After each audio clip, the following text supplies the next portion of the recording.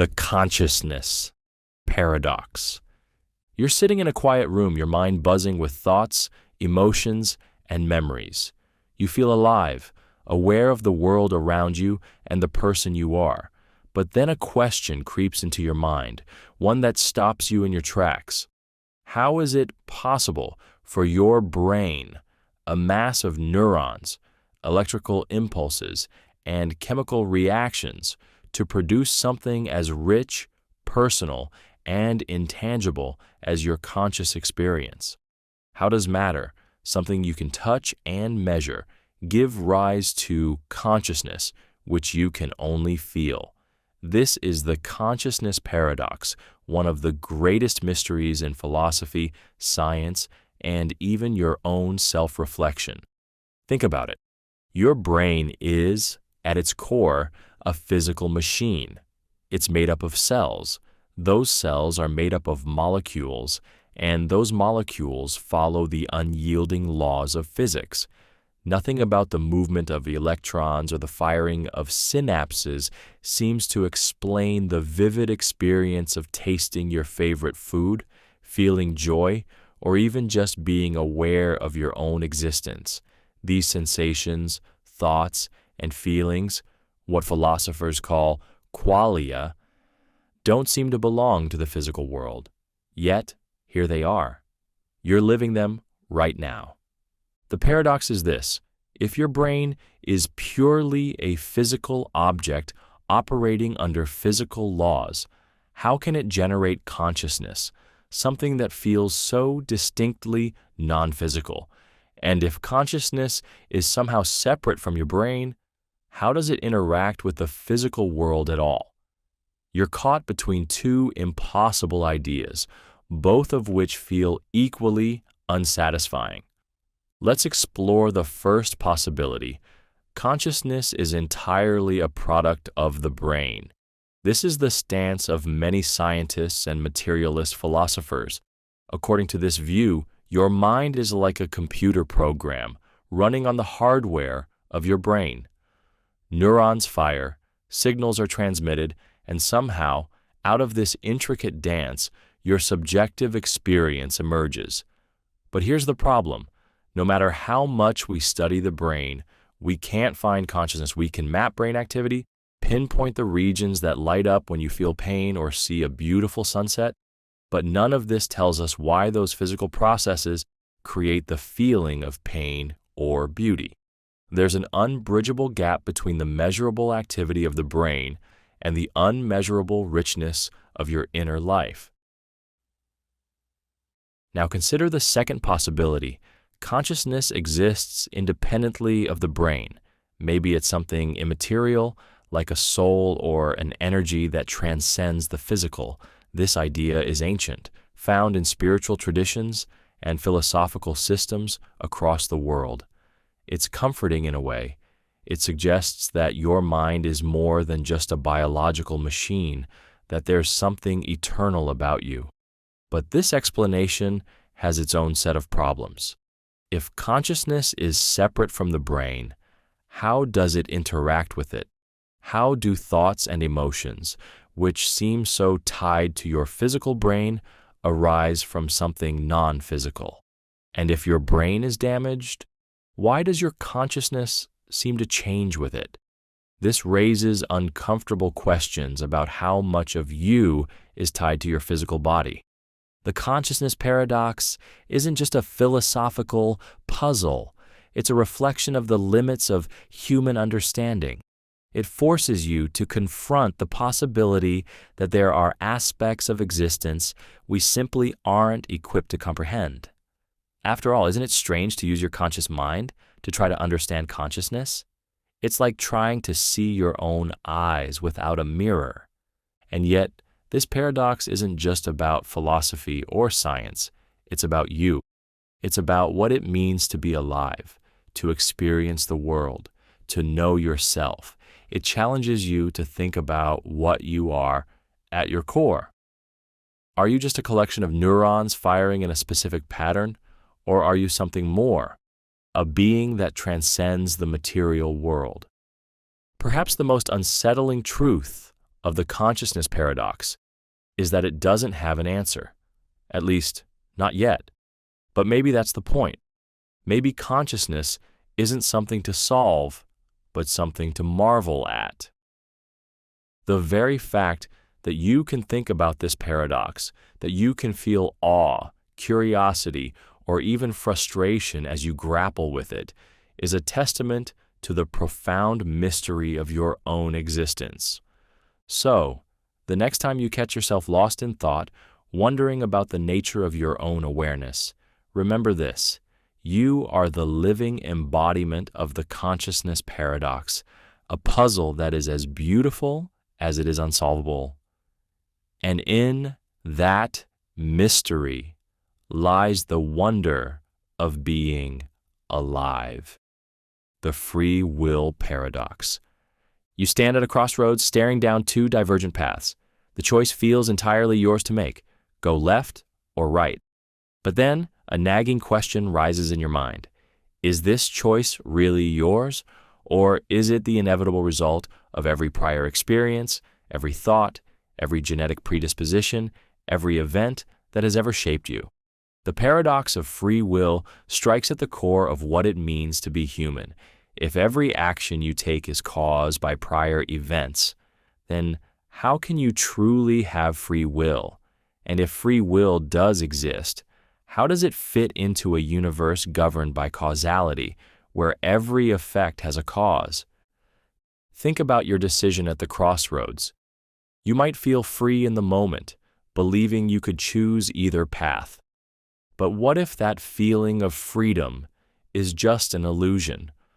What if your decision was already determined by your upbringing, your personality, even the way your brain processes information? From this perspective, free will is like a magician's trick, convincing, but ultimately deceptive. You feel like the master of your fate, but in reality, you're following a script written by forces beyond your control.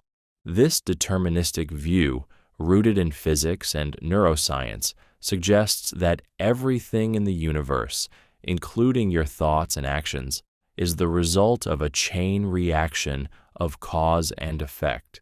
Your choice to go left or right isn't a spontaneous act of free will. It's the inevitable outcome of countless variables, stretching back to the Big Bang. If that's true, then are you anything more than a passenger in your own life, watching events unfold as they must? But then there's the other side of the paradox, the undeniable feeling that you do have free will. You felt it when making a tough decision, when resisting a temptation, when choosing to speak out or stay silent. It's woven into how you see yourself as an agent, a doer, a chooser. Without free will, how could you take responsibility for your actions? How could you feel pride in your accomplishments or guilt over your mistakes? The very idea of morality seems to crumble if free will is an illusion. The free will paradox is the collision of these two ideas: the mechanistic universe, where everything has a cause, and the lived experience of freedom, where you feel in control. Both seem true, and yet they contradict each other. How can they coexist? Some philosophers and scientists try to resolve the paradox by redefining free will. Instead of seeing it as absolute freedom, they frame it as the ability to act in accordance with your desires and intentions. Under this view, you're free, as long as you're not being coerced or controlled by external forces. If you decide to go left because you want to, then that's free will, even if your wants are shaped by prior causes. But does this really solve the paradox, or does it just move the goalposts? After all, if your desires are determined by forces outside your control, is your choice truly yours? Others argue for a more radical solution. Maybe free will and causality can exist together if we let go of our need to fully understand them. Quantum physics, for example, reveals that at the smallest scales, particles behave unpredictably with outcomes that aren't strictly determined by prior events. Could it be that our brains operate at this intersection of order and chaos, allowing for just enough randomness to create free will? Or does this merely replace one mystery with another? The free will paradox isn't just a philosophical debate. It's a mirror, reflecting how you see yourself and the choices you make. It forces you to question whether you're a puppet of the universe or its co-creator. It challenges you to confront the uncomfortable possibility that your sense of freedom might be both real and illusory at the same time. And yet, perhaps the paradox itself holds a hidden truth. Maybe free will isn't about escaping causality, but about how you respond to it. Even if your choices are shaped by the past, you still experience the present moment as a space of possibility. You might not control the cards you're dealt, but you decide how to play them. So, the next time you make a decision, big or small, pause and consider this. Are you truly free, or are you following a path laid out by the universe? The answer might not matter as much as the act of choosing itself. In that moment of choice, you embody the paradox. You are both the result of everything that came before and the creator of what comes next. And maybe, just maybe, that's what free will really is. A beautiful contradiction, a spark of freedom within the machinery of causality, a paradox that defines what it means to be alive. The origin of the universe. Paradox. Close your eyes for a moment and try to picture it, a time before time, a place before space, a state of existence before everything began. Impossible, isn't it? Your mind stumbles, searching for a footing that doesn't exist because the very idea contradicts the foundations of how you understand reality. This is the origin of the universe paradox, a question so profound that it ties the threads of logic and imagination into an endless knot. What came before the universe? And if time and space began with the Big Bang, how can there even be a before? Let's start with what we think we know. According to the Big Bang theory, the universe as we understand it, time, space, matter, energy, exploded into existence roughly 13.8 billion years ago. Before that, there was what exactly? A singularity? Nothingness? Something else entirely? The Big Bang wasn't just the beginning of the universe, it was the beginning of time itself. And here's the catch. If time began with the Big Bang, the question of before becomes meaningless. There was no before, but try telling that to your brain. Your mind instinctively rebels against this idea. It's like staring into a mirror that reflects itself endlessly, searching for an origin that's always out of reach. Everything in your experience tells you that events have causes, that one thing leads to another. You plant a seed and a tree grows. You turn a key and the car starts. Cause and effect are the very fabric of how you understand reality. So when you ask, what caused the Big Bang? And the answer is nothing. It feels like hitting a wall. But what if the problem isn't with the universe, but with the way you're asking the question? Your concept of time is rooted in beginnings and endings, past and future. You think of time as a river flowing in one direction. But what if time isn't a river? What if it's a loop or a sphere or something entirely beyond your comprehension? In some theories of cosmology, time and space are not infinite in the past or future. They are finite, but unbounded, like the surface of a sphere. You can move in any direction, but there's no edge, no starting point. If that's true, then asking what came before the Big Bang is like asking what's north of the North Pole. The question itself unravels. Still, the paradox lingers. If the universe had a beginning, what set it into motion? Some turn to physics for answers, proposing ideas like quantum fluctuations, multiverses, or the existence of a timeless realm where the laws of physics are radically different. Others look to philosophy or theology, invoking the idea of an uncaused cause, something eternal and unchanging that brought the universe into being. But here's where the loop tightens. If everything needs a cause, what caused that uncaused cause?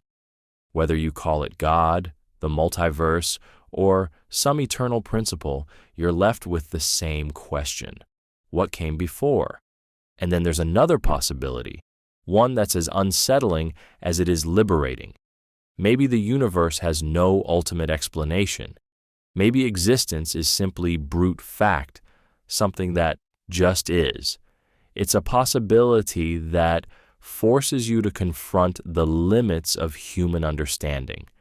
You're wired to seek patterns, causes, and reasons.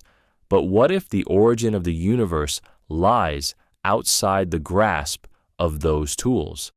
What if some mysteries are simply too vast for the finite mind to unravel? The origin of the universe. Paradox doesn't just challenge your understanding of cosmology. It challenges your understanding of yourself. It forces you to confront the fact that you're a creature bound by time, trying to grasp something timeless. You can imagine infinity, but you can't truly comprehend it. You can conceptualize a beginning, but the idea of nothing before it eludes you. So, where does this leave you? In a sense, exactly where you started, staring into the void, searching for an answer that may never come. And yet, perhaps that's the paradox's greatest gift. It reminds you that some questions are bigger than answers, that wonder and curiosity are their own rewards.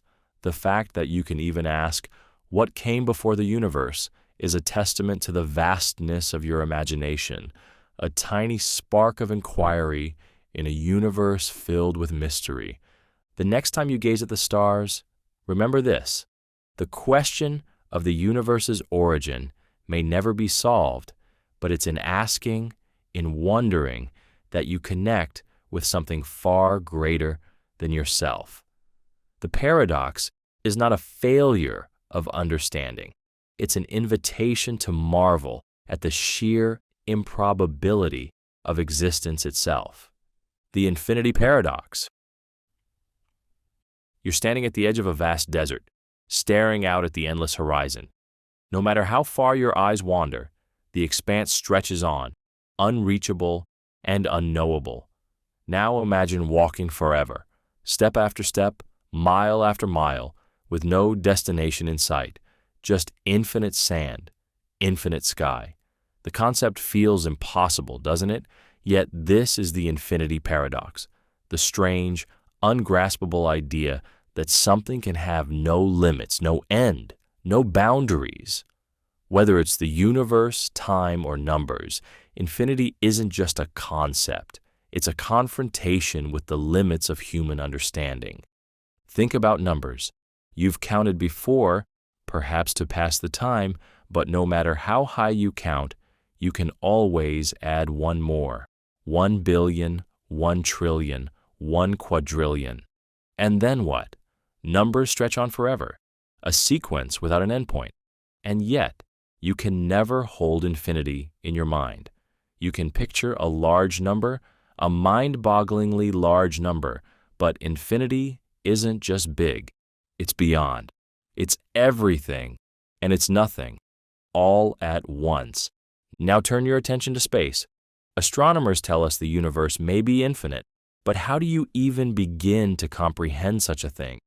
If you traveled to the edge of the cosmos, if such an edge exists, what would you find? a wall, and what's beyond that wall? Another wall? More space? The very idea of infinity sends your thoughts spiraling, because every time you try to pin it down, it slips through your fingers like grains of sand. Then there's time. Imagine a clock ticking forward endlessly. Days become years, years become millennia, and yet time never stops. But infinity doesn't just stretch forward, it also stretches back. What came before the Big Bang? What came before that? No matter how far back you go, there's always more. Infinity doesn't just challenge your understanding of the future, it unsettles your sense of the past. How can something have no beginning, no end, no finality? The paradox deepens when you consider infinity's contradictions. Mathematicians have wrestled with these for centuries, and their discoveries only make the concept stranger. For example, there are different sizes of infinity. It sounds absurd, but it's true. The infinity of whole numbers is smaller than the infinity of fractions or decimals. And here's the kicker. No matter how many numbers you cram into one infinity, it's still infinite. It's a paradox within a paradox, a reminder that infinity doesn't play by the rules you know. Infinity also reveals the limits of your mind. You're wired to think in terms of beginnings and endings, cause and effect, boundaries and borders, but infinity exists outside of all that.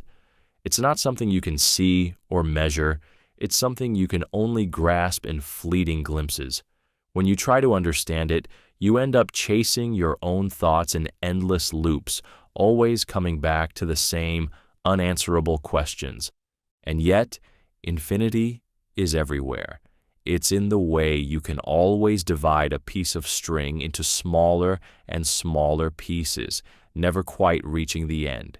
It's in the stars above you, in the possibility that space has no edge. It's in the seconds that stretch into eternity as you wait for something, anything, to happen. Infinity isn't just a mathematical abstraction, it's woven into the fabric of reality, into the very structure of existence. The infinity paradox doesn't just confuse, it humbles. It forces you to confront the fact that there are aspects of the universe you will never fully comprehend. And maybe that's the point. Maybe infinity isn't meant to be understood. It's meant to be felt, to remind you of the vastness beyond your grasp. The next time you find yourself staring at the stars or lost in the endless spiral of your own thoughts, consider this. Infinity is not a problem to solve. It's a reminder of how small you are and how extraordinary it is that you're here to ask the question at all. Infinity is both a boundary and its absence, a riddle without an answer, a paradox that stretches forever, and in that infinite mystery lies something beautiful, the knowledge that some things are too vast, too profound, to fit within the walls of your understanding. Infinity doesn't just defy comprehension, it invites awe. The God Paradox.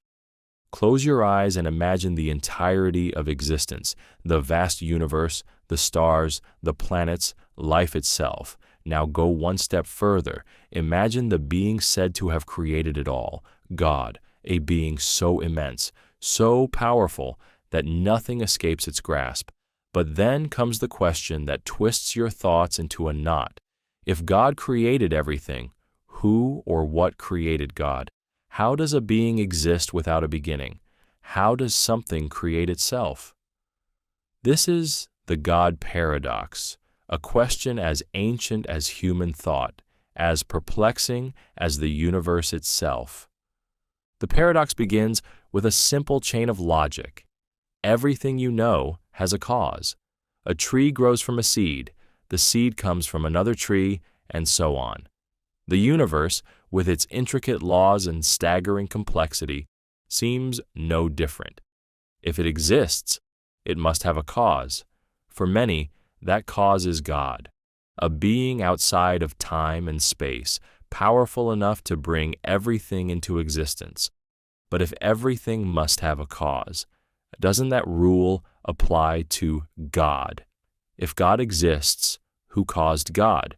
And if nothing caused God, doesn't that break the very rules we use to understand the world? This line of thinking is maddening because it loops endlessly. If God was created by something else, then you're left asking, what created that something? If God created itself, you're left wondering how something can create itself before it exists. And if God is eternal, without beginning or end, your mind stumbles over the sheer weight of the idea. You've never encountered anything eternal before. Everything in your experience has a start and a finish. How can something simply be forever? Some try to resolve the paradox by redefining God. In many religious and philosophical traditions, God isn't seen as a being bound by the rules of time, space, and causality. Instead, God is described as eternal and self-existent, something that exists outside the chain of cause and effect. From this perspective, asking who created God is like asking what's north of the North Pole. It's a category error, a question that doesn't apply to the nature of God. But while this answer might satisfy a theologian, it leaves most of us feeling uneasy. You can accept the idea of a timeless, uncaused being, but you can't fully understand it. Others tackle the paradox by flipping it on its head. Maybe the question isn't about God at all. Maybe it's about you. Perhaps your inability to comprehend an eternal being says more about the limitations of your mind than it does about the nature of existence. You're wired to think in terms of beginnings and causes, but what if reality isn't bound by those rules? What if the universe, or God, or whatever lies beyond, operates in ways that defy human understanding? But even this explanation leads to more questions. If God is uncreated and eternal, why assume the universe itself isn't? Why invoke God at all? Some philosophers and scientists argue that the universe might be self-existent, a kind of cosmic loop with no beginning or end. Others propose that our concept of time might be flawed, that asking what came before is meaningless when applied to something outside the flow of time as we know it. And yet, the God paradox persists. It persists because it's not just a question of logic or cosmology, it's a question of meaning. If God exists, what does that mean for you? If God doesn't exist, what does that mean for you? The paradox forces you to confront the biggest questions of all. Why is there something rather than nothing? Why are you here? What does it all mean? Maybe the God paradox isn't meant to be solved. Maybe it's meant to remind you of the limits of your understanding, to humble you in the face of existence. The very fact that you can ask these questions, that you can wrestle with the infinite, is a miracle in itself. So, as you ponder the God paradox, remember this: whether God exists or doesn't, whether God was created or always was, the mystery itself is a gift. It's an invitation to wonder, to explore, to reach beyond the edges of what you know. And perhaps the greatest paradox of all is that in seeking answers about God, you might just discover something profound about yourself. The quantum superposition paradox. Picture this: a tiny particle, smaller than anything you can see, sitting in front of you, except it's not really sitting. It's everywhere it could possibly be, all at once. It exists in multiple states, in multiple places, in multiple conditions, simultaneously. This is quantum superposition, one of the strangest ideas in science, and it leads to a mind-bending paradox. How can something exist in multiple states at the same time? And why does the mere act of observing it cause this magical ambiguity to collapse into a single, definitive reality? To grasp the strangeness of this paradox, consider one of quantum physics' most famous thought experiments, Schrödinger's cat. Imagine placing a cat inside a sealed box with a radioactive particle, a vial of poison, and a detector. If the particle decays, the detector breaks the vial, and the cat dies. If it doesn't decay, the cat lives. But until you open the box to observe what's happened, quantum mechanics says the cat is both alive and dead, existing in a superposition of states. Absurd? Absolutely. But this isn't just a metaphor. It's a reflection of how particles behave at the quantum level. Take an electron, for instance. Instead of being in one place, it's described as a wave function, a mathematical cloud of probabilities. It's everywhere it could possibly be until you look. The moment you observe it, the wave function collapses and the electron chooses a single state. But why? And how does your observation, your mere act of looking, hold so much power? The paradox deepens when you realize this isn't just a quirky feature of electrons or Schrödinger's theoretical cat. This strange duality, where a particle exists in all possible states until observed, is at the heart of quantum mechanics. It's how reality operates on its smallest scales, but it completely defies the way you experience the world. A ball is either in your hand or it isn't. A light switch is on or off. There's no both in your everyday reality.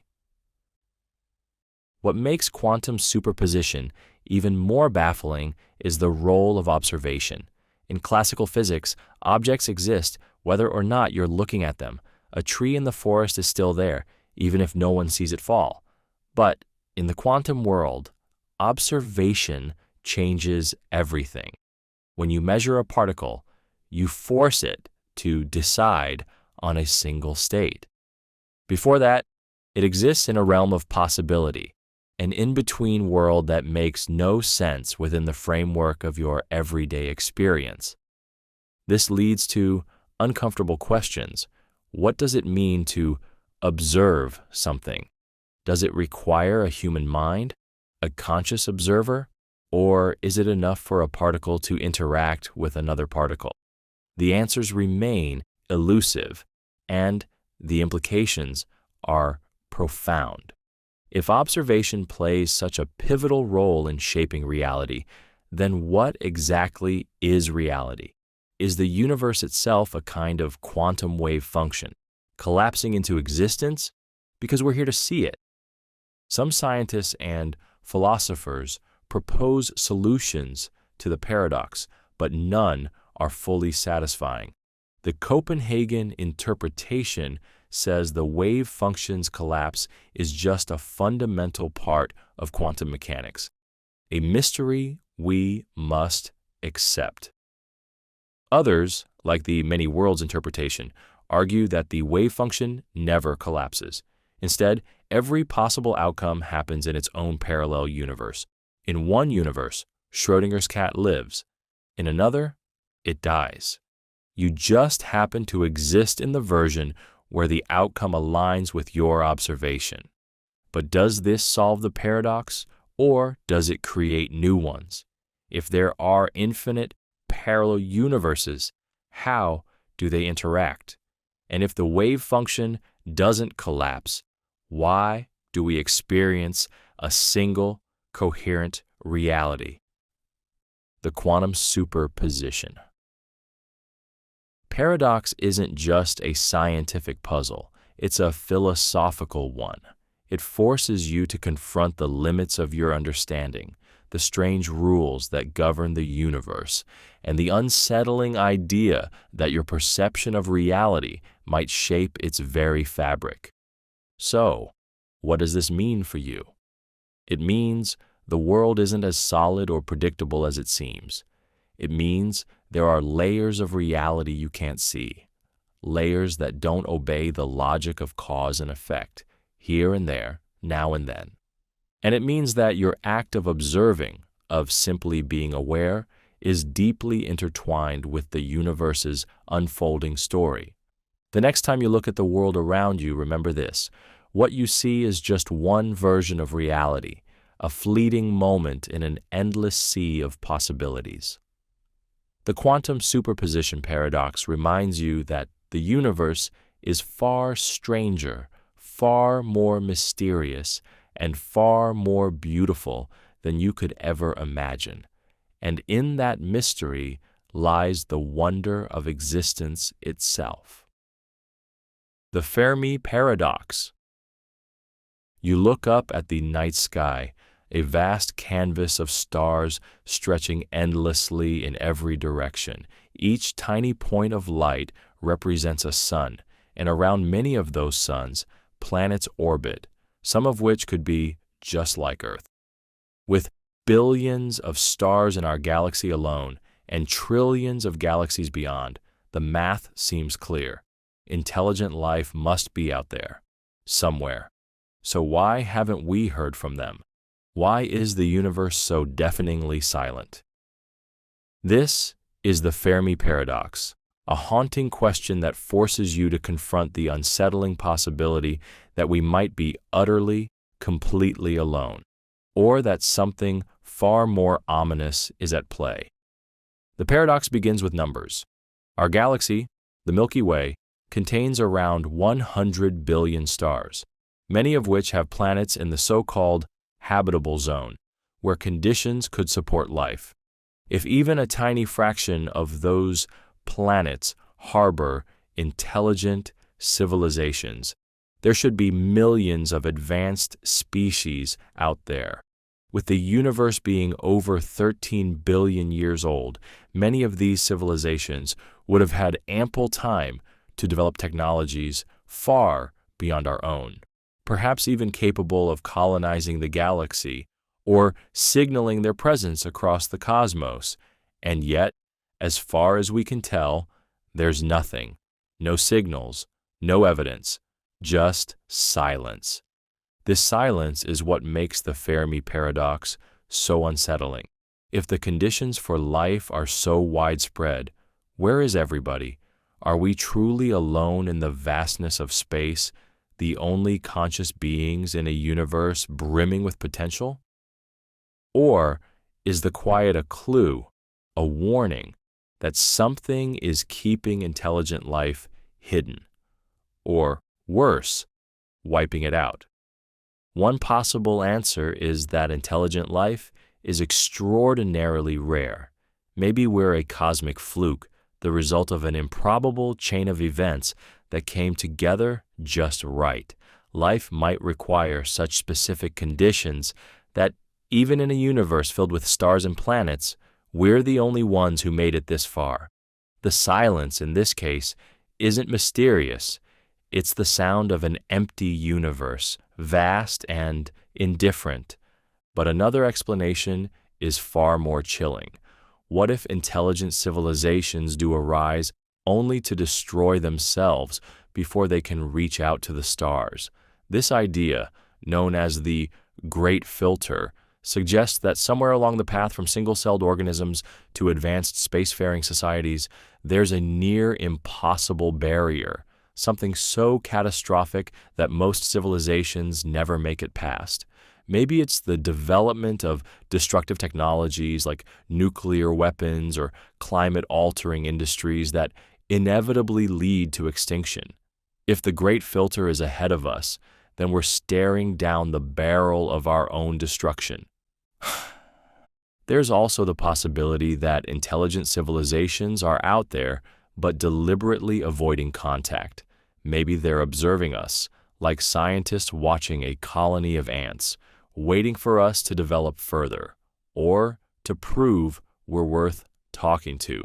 Or perhaps they've established a kind of cosmic prime directive, avoiding interference with less advanced species. This is both comforting and disquieting. We might not be alone, but we're insignificant, unworthy of attention. Then there's the darker possibility. The silence is intentional, a survival strategy. What if the universe is full of predators, advanced civilizations that destroy others on sight? In this scenario, any civilization smart enough to reach the stars also knows better than to announce its presence. The silence isn't emptiness, it's a deadly quiet, born of fear. And if this is true, then by broadcasting our own existence through radio signals and deep space probes, we might be painting a target on our backs. But maybe the answer is less sinister. Perhaps we've simply been looking in the wrong way. The universe is unimaginably vast, and our search so far has barely scratched the surface. Alien civilizations might communicate in ways we can't detect, using technologies we can't even imagine. Or they might exist in forms that defy our understanding of life, machines, energy beings, or something entirely beyond our comprehension. The silence, in this case, isn't evidence of absence, but of our own ignorance. The Fermi Paradox forces you to confront profound questions about existence, not just out there in the stars, but here on Earth. What if we are alone? What does it mean to be the only conscious beings in a universe so vast? And if we're not alone, why hasn't anyone answered? The paradox is a mirror, reflecting humanity's deepest fears, hopes, and vulnerabilities. As you stare into the night sky, the silence seems heavier, more profound. But maybe the true answer lies not in solving the paradox, but in understanding what it reveals about us, whether we're alone or surrounded by unseen neighbors. The silence invites us to reflect on the fragility of life, the wonder of existence, and the responsibility we have to protect and cherish this one small planet.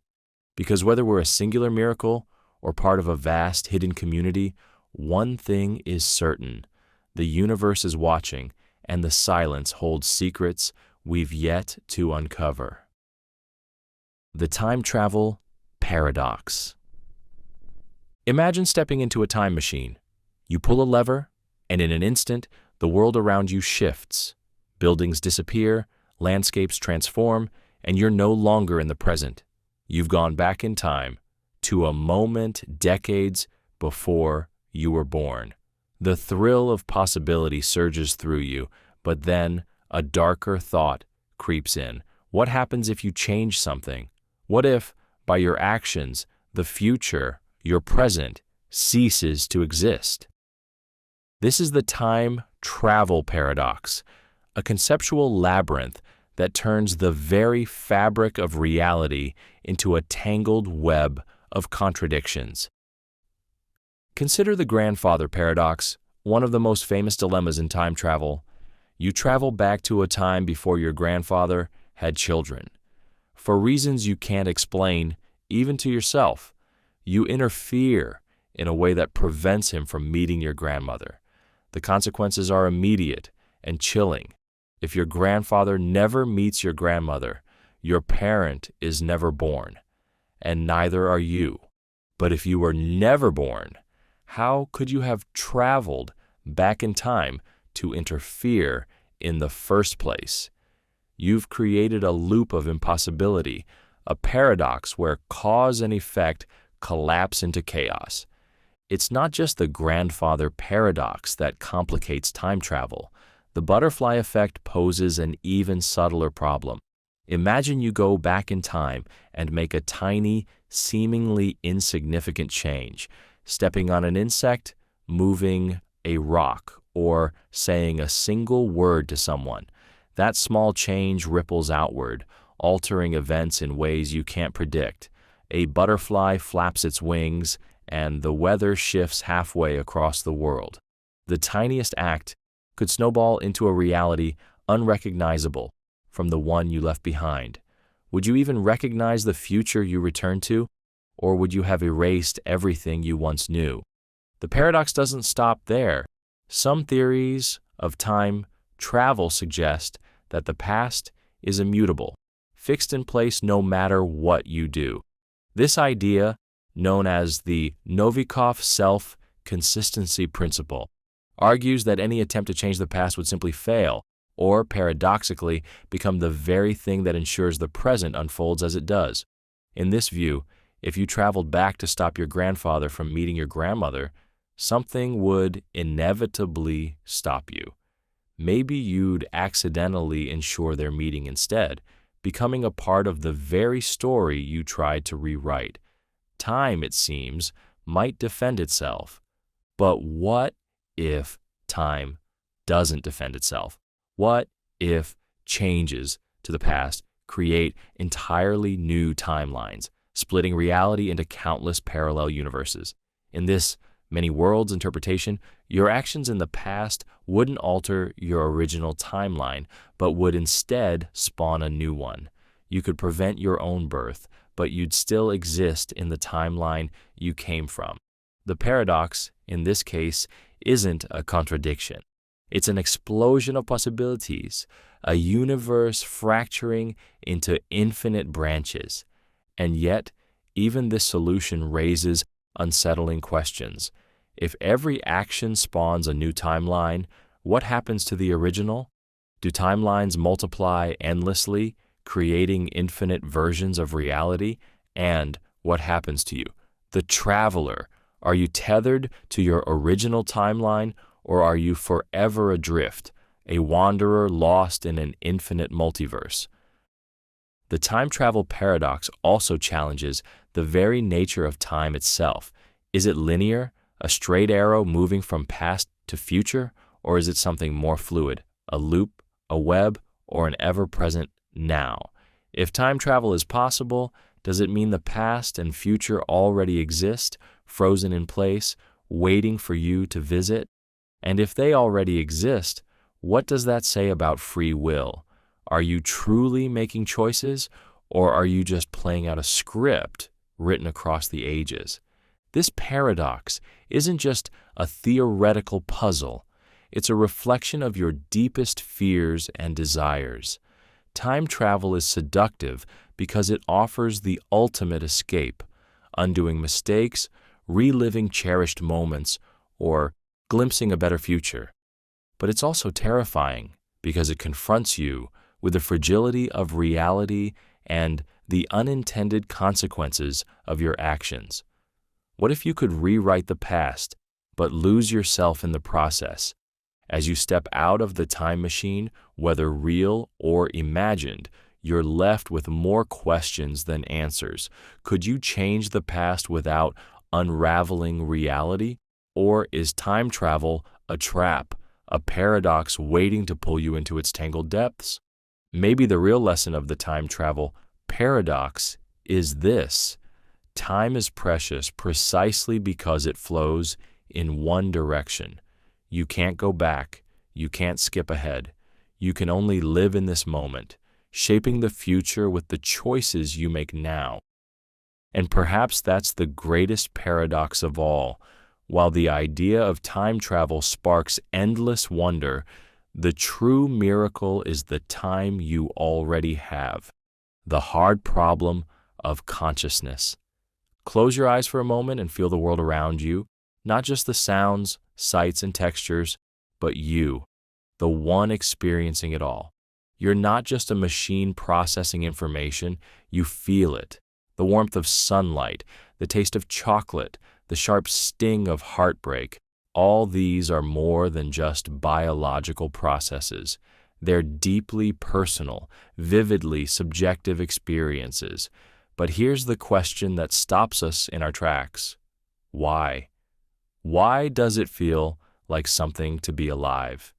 This is the hard problem of consciousness, a puzzle so profound that it shakes the foundations of science, philosophy, and your very sense of self. Science has made incredible strides in understanding the brain. We know how neurons fire, how signals travel, and how the brain processes inputs to produce thoughts, emotions, and actions. But none of this explains the one thing you know with absolute certainty, your subjective experience. Why does the firing of neurons give rise to a rich inner world? Why isn't the brain just a biological computer processing inputs and outputs without any sense of awareness? This gap between the physical processes of the brain and the subjective experience of consciousness is what makes this problem so hard. You can map every neuron in the brain, measure every electrical impulse, and still be left with the same haunting question. Why is there an inner life at all? Why do you feel joy when you hear a favorite song or sadness when you lose someone you love? The brain's activity can be described in terms of chemistry and physics, but those descriptions don't capture what it's like to be you. Philosophers call these subjective experiences qualia. They're the raw sensations that make up your world, the redness of a rose, the sweetness of sugar, the sound of laughter. Qualia are deeply personal. You can describe them, but you can't share them. No one else can truly know what it feels like to see the world through your eyes or feel the emotions in your heart. And that's where the mystery deepens. How does the brain, a physical organ governed by physical laws, produce something as ineffable and unique as qualia?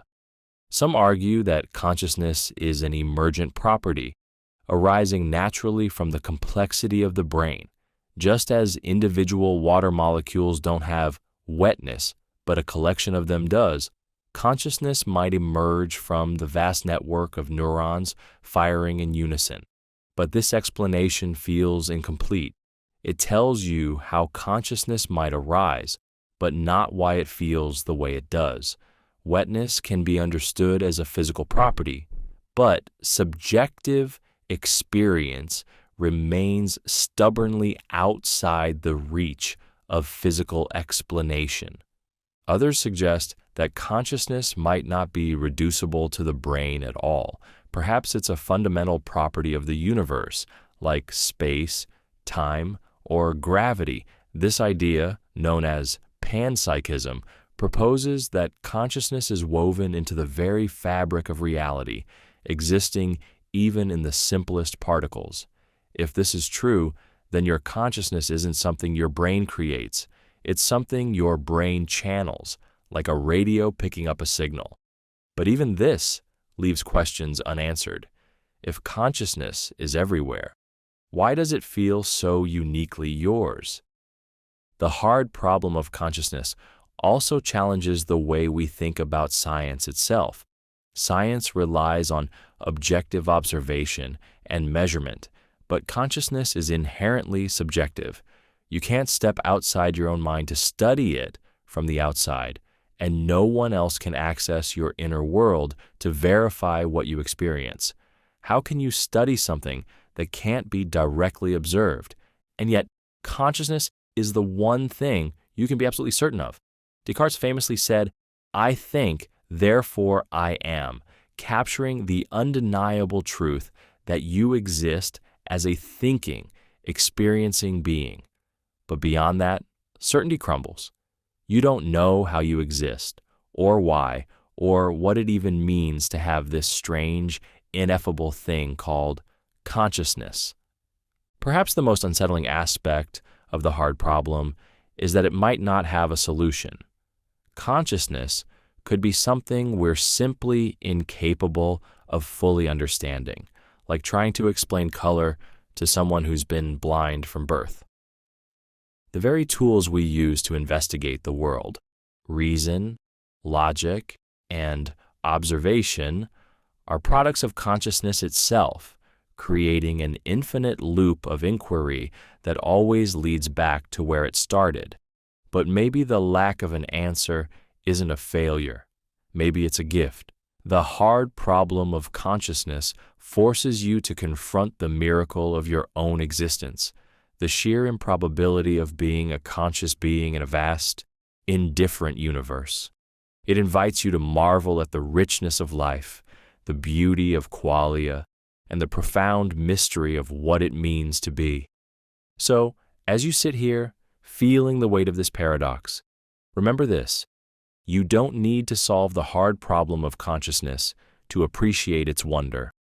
The very fact that you're aware of it, thinking, feeling, questioning, is the most extraordinary answer of all. The uncertainty principle. Paradox. Imagine trying to pin down a single grain of sand in the vastness of the desert. You reach for it, thinking you've got it, only to find that your very touch shifts it, changes it, and leaves you wondering where it really was in the first place. Now imagine doing this with something even smaller, a particle, one of the fundamental building blocks of the universe. The harder you try to measure exactly where it is, the less you know about where it's going. The more precisely you determine its velocity, the fuzzier its position becomes. This is the uncertainty principle, and it's not just a limitation of your tools. It's a fundamental property of reality itself. At the heart of this paradox lies an unsettling truth. The universe is not as precise or deterministic as it seems. In quantum mechanics, particles don't behave like tiny billiard balls rolling predictably along a table. Instead, they exist as waves of probability, smeared out across space and time with no definite position or velocity until you observe them. The uncertainty principle, formulated by physicist Werner Heisenberg, states that the more precisely you measure a particle's position, the less precisely you can know its momentum, and vice versa. It's not just a technical limitation, it's a feature of the universe's fabric, a boundary beyond which knowledge becomes fundamentally unknowable. Why is this so? Think of particles not as solid points, but as quantum waves. These waves describe the probabilities of where a particle might be or how fast it might be moving. To pinpoint a particle's position, you need a wave that's tightly packed in space. But the tighter the wave, the more spread out it becomes in momentum. On the other hand, if you want to measure the particle's velocity with precision, you need a wave that's spread out in space. You can't have both at the same time. The act of observing one aspect forces the other into a haze of uncertainty. And this paradox feels deeply counterintuitive. In your everyday experience, you can measure both position and velocity with ease. You know where a car is and how fast it's moving. But at the quantum level, the rules are different. Particles don't have definite properties until you measure them. Before observation, they exist in a strange, indeterminate state, a superposition of possibilities, and your act of measuring doesn't just reveal their properties, it shapes them. You can't separate the observer from the observed. The uncertainty principle raises profound questions about the nature of reality. What does it mean for something to exist if its properties aren't definite until measured? Is the universe fundamentally fuzzy, or is there a deeper, hidden layer of reality that we simply can't access? Some physicists argue that uncertainty is a reflection of our incomplete understanding, a sign that we lack the tools to fully describe the quantum world. But others believe it's an intrinsic feature of the universe, a reminder that reality itself is probabilistic at its core. The paradox deepens when you consider the implications for determinism. In classical physics, the future unfolds predictably from the past if you know the initial conditions of a system, the positions and velocities of all its particles. You can calculate its future with perfect accuracy. But the uncertainty principle shatters this notion.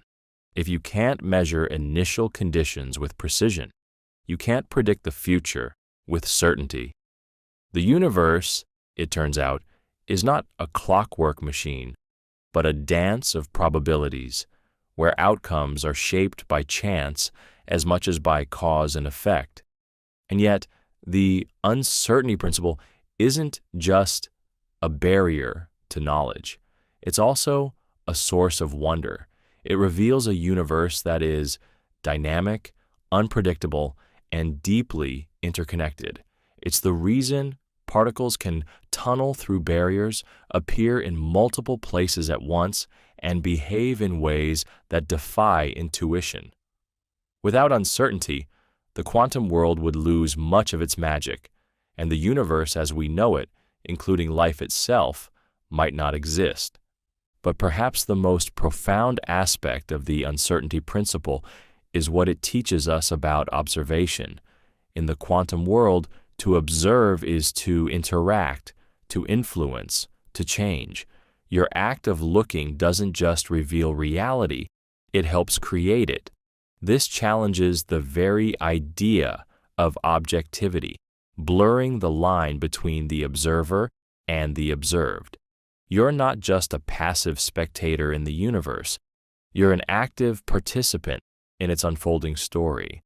So, as you ponder the uncertainty principle, let its paradoxical nature sink in. It's a reminder that the universe is far stranger than you can imagine, a place where knowledge has limits and reality resists being pinned down. And maybe that's the beauty of it. The uncertainty isn't a flaw, it's a feature. It invites you to let go of the need for absolute certainty, to embrace the mystery, and to marvel at the shimmering, elusive dance of existence itself. The paradox of life's purpose. You sit quietly, staring out at the vastness of the world around you. The sun rises, the seasons change, and the universe continues its unrelenting march through time. And yet, amid this cosmic expanse, a question whispers in your mind, tugging at your thoughts like an insistent thread. What's the point of it all? If life has no inherent meaning, no grand cosmic purpose, why do you feel such a deep, unshakable urge to find one? Why does the search for purpose feel so essential, so urgent, and yet, at times, so impossibly futile? This is the paradox of life's purpose, a puzzle as old as humanity itself. At first glance, the paradox seems straightforward. If life is the result of random processes, if the universe has no overarching plan or designer, then meaning is something we invent, not something we discover. And yet the need for meaning feels innate, as if it's hardwired into your very being. You want your life to matter, to connect to something bigger than yourself. But if the universe is indifferent, how can you reconcile this deeply human desire with a reality that may be inherently meaningless?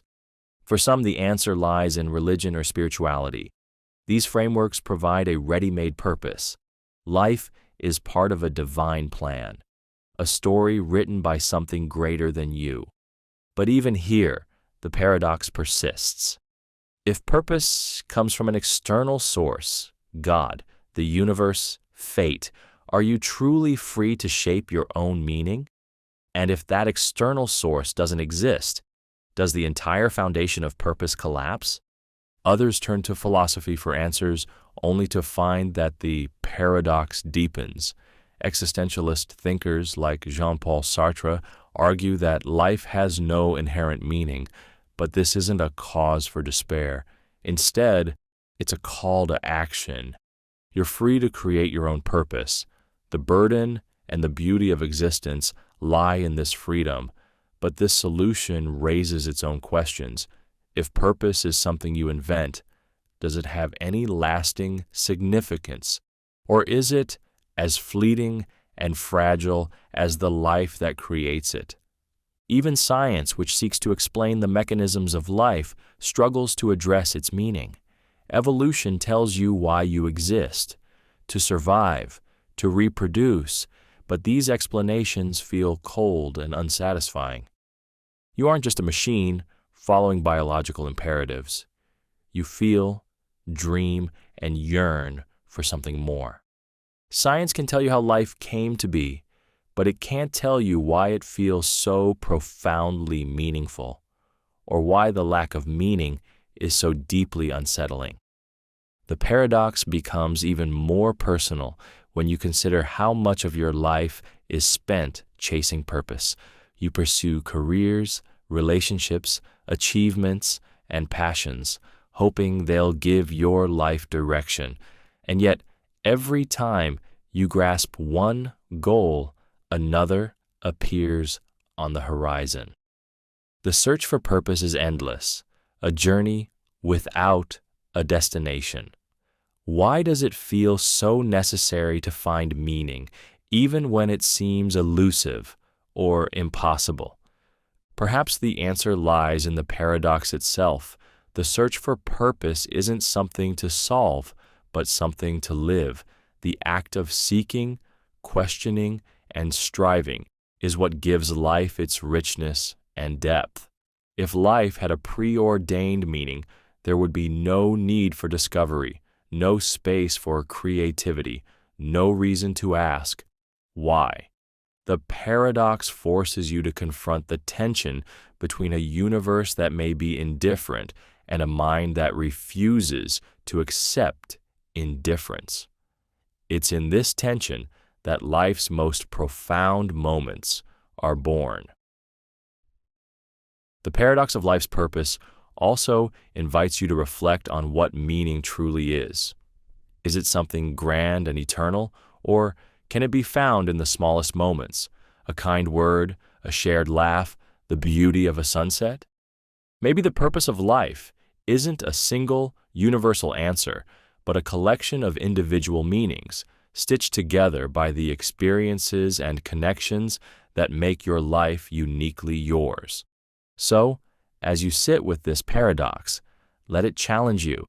Let it remind you that life's questions are often more important than its answers. The search for purpose may never be resolved, but it's the search itself that gives your existence its texture and vitality. The paradox isn't a barrier to meaning, it's the source of it. In the end, the paradox of life's purpose leaves you with a choice. You can see it as a contradiction, a flaw in the fabric of existence, or you can see it as an invitation to create, to explore, to live fully in the face of uncertainty. And perhaps the greatest gift of the paradox is this: it doesn't give you the meaning of life. It gives you the freedom to find your own. The wave-particle duality. Paradox. Imagine a beam of light streaming through a window, illuminating the room with a warm glow. To your eyes, it seems simple enough, just light, but hidden within that familiar radiance is one of the most mind-bending paradoxes of physics. Light, and indeed all matter, behaves both as a particle and as a wave. It's not one or the other, it's both. And this duality defies everything you think you know about how reality works. To understand the paradox, let's start with particles. Particles are discrete. They have a specific location and can be counted, like marbles in a jar. Waves, on the other hand, are spread out and continuous, like ripples in a pond. You wouldn't confuse the two until you encounter light. When you shine light through a double-slit experiment, you see something extraordinary. Instead of forming two distinct patterns, as particles would, the light creates an interference pattern, like overlapping ripples from two stones dropped in water. This is wave behavior, clear as day. But here's where the paradox takes hold. When you place a detector at the slits to observe which slit the light passes through, the interference pattern disappears. Suddenly, the light behaves like particles again, creating two distinct lines. The act of observing changes its behavior. It's as if the light knows you're watching and adjusts accordingly. How can something behave as a wave one moment and a particle the next? It's not just light that plays by these strange rules. Electrons, protons, even entire atoms exhibit the same dual nature. When left undisturbed, they act like waves, spread out across space in a cloud of probabilities. But the moment you observe them, they collapse into particles with definite positions and properties. Reality itself seems to shift depending on how you look at it. This duality raises profound questions. What is light? What is matter? Is a particle really a particle, or is it something else entirely? A wave of potential that only becomes a particle when observed? And if observation changes reality, what does that say about the role of the observer? Are you, in some strange way, shaping the very nature of existence simply by looking at it? Physicists have tried to make sense of this paradox for over a century. Quantum mechanics, the framework that describes the behavior of particles and waves, explains how wave-particle duality works, but not why. According to the mathematical formalism, particles exist as wave functions, mathematical descriptions of probabilities until they're measured. But why does measurement collapse the wave function? Why does reality seem to care whether you're watching or not? Some interpretations suggest that particles aren't either waves or particles, but something entirely different, something your mind struggles to grasp.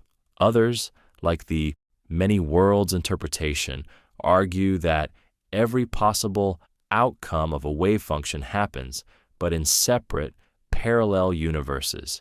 In one universe, the particle passes through one slit. In another, it passes through the other. You experience just one outcome, but all outcomes exist simultaneously across countless realities. But even these interpretations leave the paradox unresolved. Why does reality have this dual nature at all? Why does the universe, which feels so concrete and predictable on a macroscopic scale, become so strange and fluid at its smallest levels? Wave-particle duality isn't just a quirk of quantum mechanics. It's a window into the fundamentally paradoxical nature of reality. The implications are staggering. Wave-particle duality suggests that reality isn't fixed or solid. It's dynamic, shifting, and interconnected. The universe isn't made of tiny, indivisible pieces, but of probabilities and relationships, a web of potential that only crystallizes into things when observed. And if observation plays such a central role, then your place in the universe isn't passive. You're not just a spectator, you're a participant in shaping the very fabric of existence. So, as you contemplate the wave-particle duality paradox, let its strangeness sink in. It's a reminder that the universe is far more mysterious and wondrous than it appears. The light streaming through your window isn't just light, it's a paradox, a dance between waves and particles, between certainty and possibility. It challenges you to question the nature of reality and your role within it. Perhaps the greatest lesson of the wave-particle duality paradox is this: reality doesn't conform to your expectations. It defies your logic, your categories, your need for certainty, and yet, in that defiance, it reveals something profound, that the universe is not a puzzle to be solved, but a mystery to be lived, a paradox that invites you to marvel at the beauty of the unknown. The simulated reality. Paradox. Take a moment to look around you. The objects in the room, the sound of your breath, even the thoughts in your mind. Everything feels real, solid, unquestionable. But then, a thought slithers into your consciousness, unsettling in its simplicity. What if none of this is real? What if everything you see touch, and feel is part of an elaborate simulation. And here's the kicker. If you are living in a simulation, how could you ever prove it? This is the simulated reality paradox, a question that shakes the very foundations of existence and plunges you into a rabbit hole of infinite regression. The idea isn't new. Philosophers like Descartes wrestled with the notion of a deceptive reality centuries ago, pondering whether an evil demon could be tricking us into believing in a false world. But in modern times, this thought experiment has taken on a technological edge. With the rise of virtual reality, artificial intelligence, and increasingly sophisticated simulations, it's no longer just a question of philosophy. It's a question of science. Could a sufficiently advanced civilization create a simulation so perfect that its inhabitants wouldn't even know they were simulated? And if they could, what are the chances that you are part of one? The odds, as it turns out, might not be in your favor. Philosopher Nick Bostrom famously proposed the simulation hypothesis, arguing that if any advanced civilization could create simulations indistinguishable from reality, they would likely create many, perhaps billions, of such simulations. Statistically, it would be far more likely for you to be living in one of these simulated realities than in the base reality, the original unsimulated world. The logic is chilling. If it's possible to simulate reality, then you almost certainly are in a simulation. But how would you know? That's the paradox. A perfect simulation, by definition, would be indistinguishable from reality.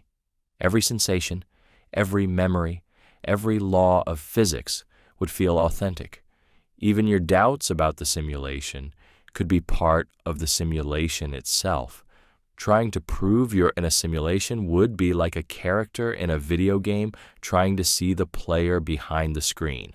It's a perspective you simply can't access.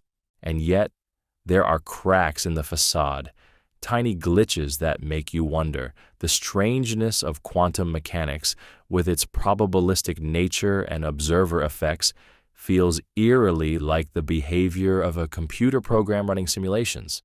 The limits of the speed of light and the finite nature of the universe could be constraints of computational power. Even the uncanny patterns in mathematics, like the seemingly arbitrary constants that govern the cosmos, could be clues left by the programmers, or just artifacts of a simulated system. But here's where the paradox deepens. If we are in a simulation, then what about the beings who created it? Are they part of another simulation? And if so, who created them? This leads to an infinite regression, a never-ending chain of simulated worlds within simulated worlds. Somewhere, there might be a base reality, but how could you ever be sure it's not just another simulation? The simulated reality paradox isn't just a theoretical puzzle. It's a challenge to your very sense of self. If your world is simulated, does that make you less real? Are your thoughts, emotions, and experiences any less meaningful if they're lines of code rather than neurons firing? Or does it even matter? After all, if the simulation feels real to you, isn't that enough? Some find comfort in this idea, seeing it as a modern form of spirituality. If we're in a simulation, then there's a creator, intelligent beings who designed our world. This could mean our lives have purpose, even if that purpose is unknowable. Others find the idea deeply unsettling, a reminder that we might be pawns in a game we don't understand, subject to the whims of programmers who could delete us with a keystroke.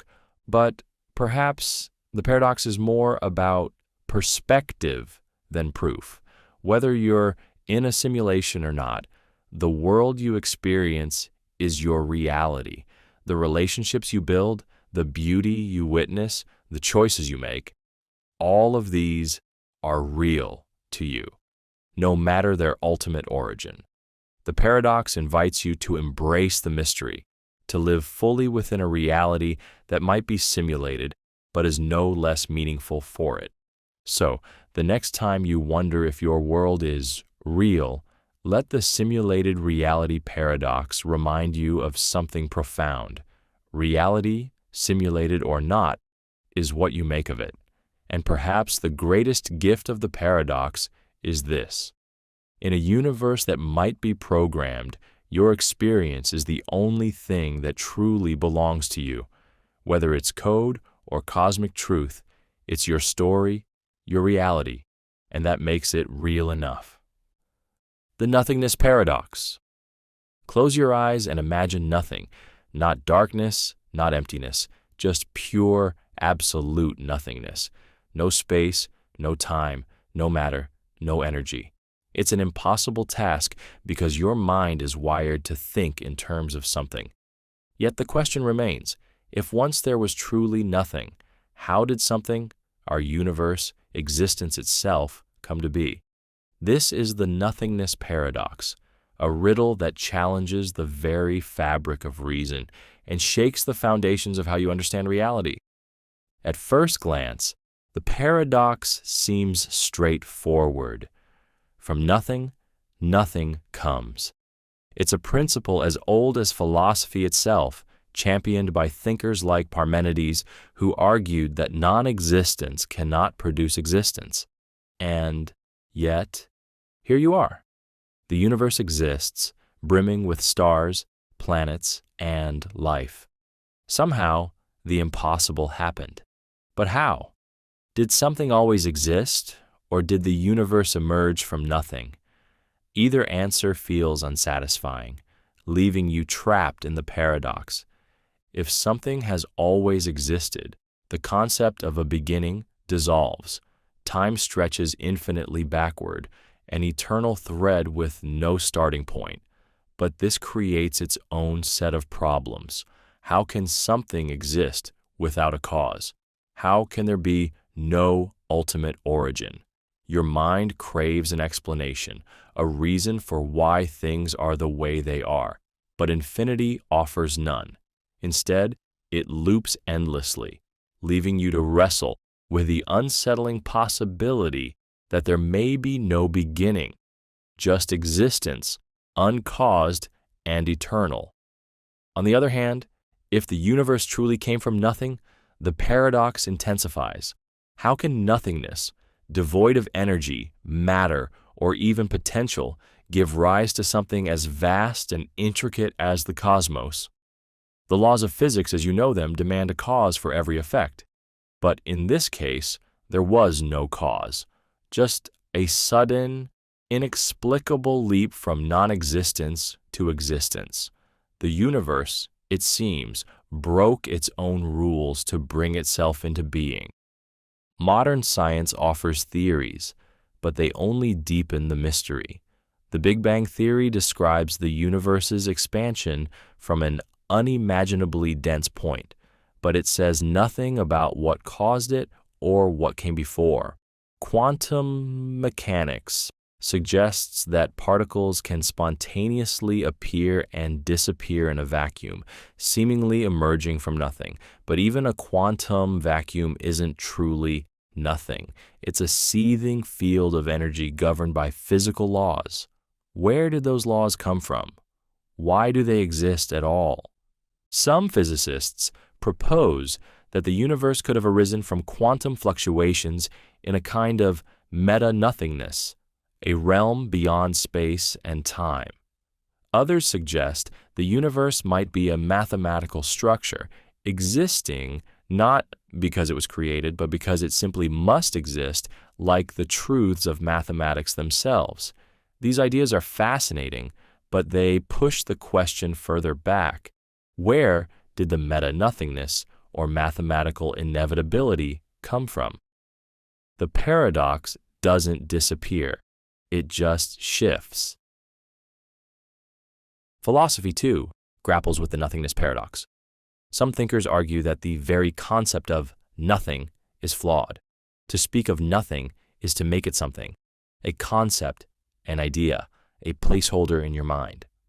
True nothingness, they suggest, might be so alien to your understanding that you can't even conceive of it. Others propose that existence is the default state, that something is inevitable because nothing is inherently unstable or meaningless. And yet, the paradox persists. Whether you frame it in terms of science, philosophy, or metaphysics, the transition from nothing to something remains as enigmatic as ever.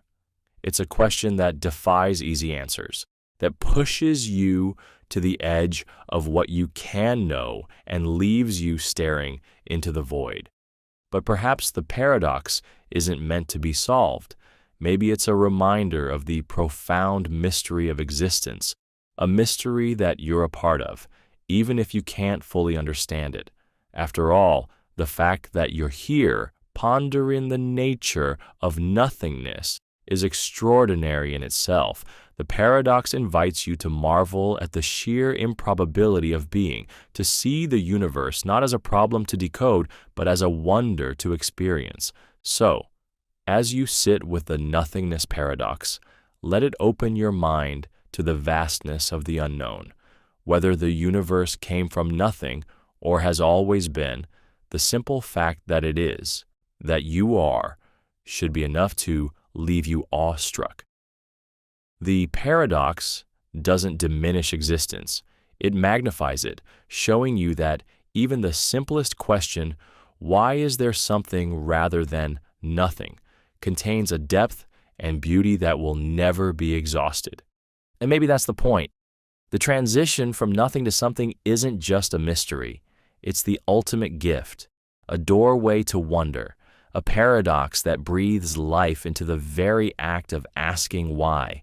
The measurement problem.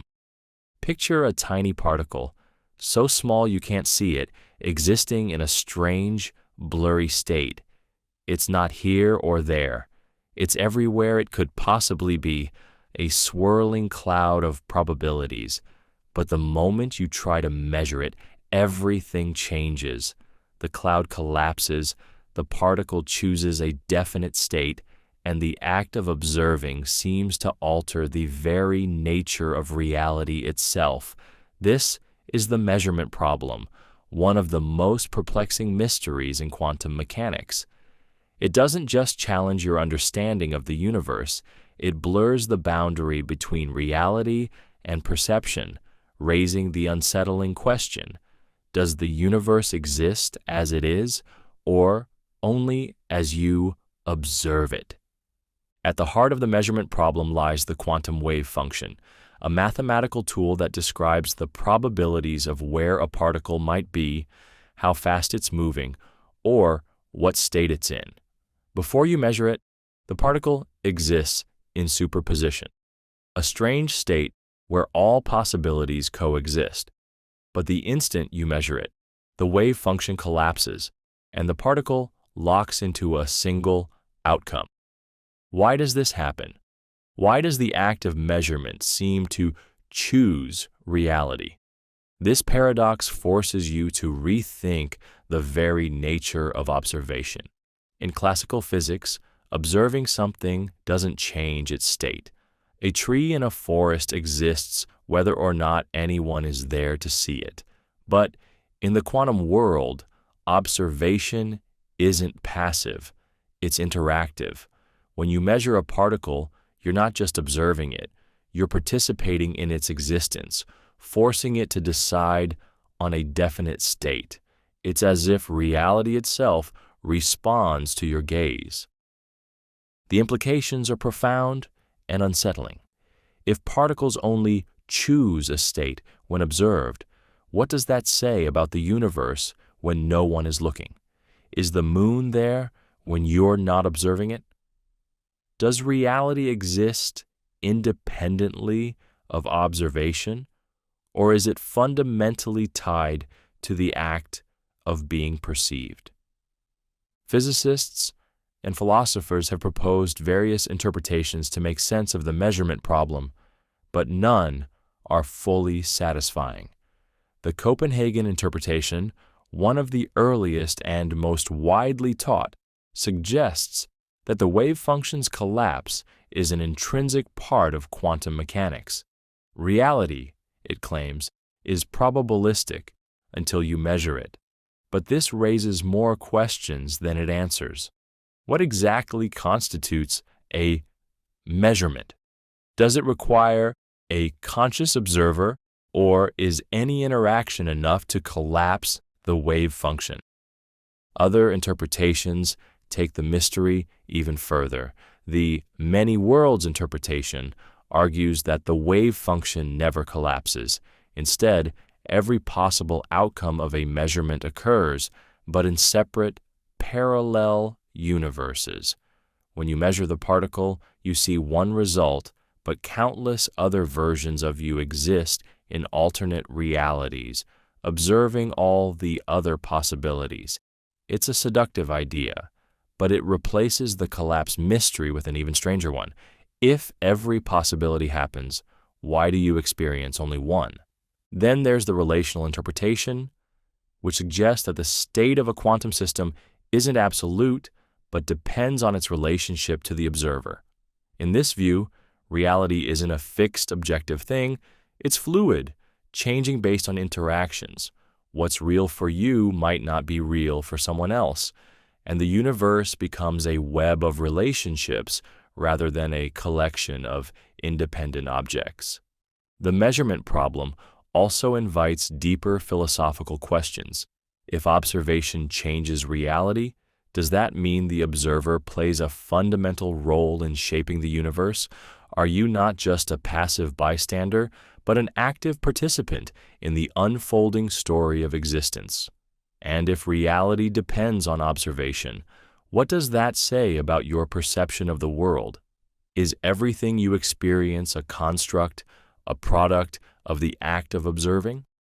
But perhaps the most profound aspect of the measurement problem is the way it challenges your assumptions about reality itself. You're accustomed to thinking of the world as solid, predictable, and independent of you. But quantum mechanics paints a picture of a universe that's probabilistic, interconnected, and deeply tied to your presence in it. Reality isn't fixed, it's dynamic, a constantly shifting interplay between the observer and the observed. As you ponder the measurement problem, let its paradoxical nature sink in. It's a reminder that the universe is stranger than you can imagine, a place where the act of looking doesn't just reveal reality, but creates it. The problem isn't just a question of physics, it's a question of existence, perception, and the delicate dance between the known and the unknown. So, the next time you gaze at the world around you, remember this: what you see might not be the whole story. Reality is more fluid, more mysterious, and more connected to you than it seems. The measurement problem isn't just a puzzle to solve, it's an invitation to marvel at the profound mystery of being, where the boundary between what is real and what is observed dissolves into the infinite possibilities of the quantum world. The paradox of memory. Think of a cherished memory, something that feels etched into the very core of who you are, a childhood adventure, a first love, a pivotal moment. You hold it close, confident in its authenticity, certain that it happened just as you remember. But here's the unsettling truth. Every time you recall that memory, you're not retrieving it like a file from a cabinet. You're rewriting it, tweaking it, altering it in subtle, imperceptible ways. This is the paradox of memory, a riddle that questions the reliability of your past and shakes the foundation of how you understand yourself. Memory feels like a stable bridge connecting you to the past, yet neuroscience tells a different story. Every time you remember something, your brain reactivates the neural pathways associated with that memory. This process, called reconsolidation, is not perfect. The memory isn't a snapshot frozen in time. It's more like a clay figure, reshaped each time you touch it. Details shift, gaps fill in, and the emotional tone might change.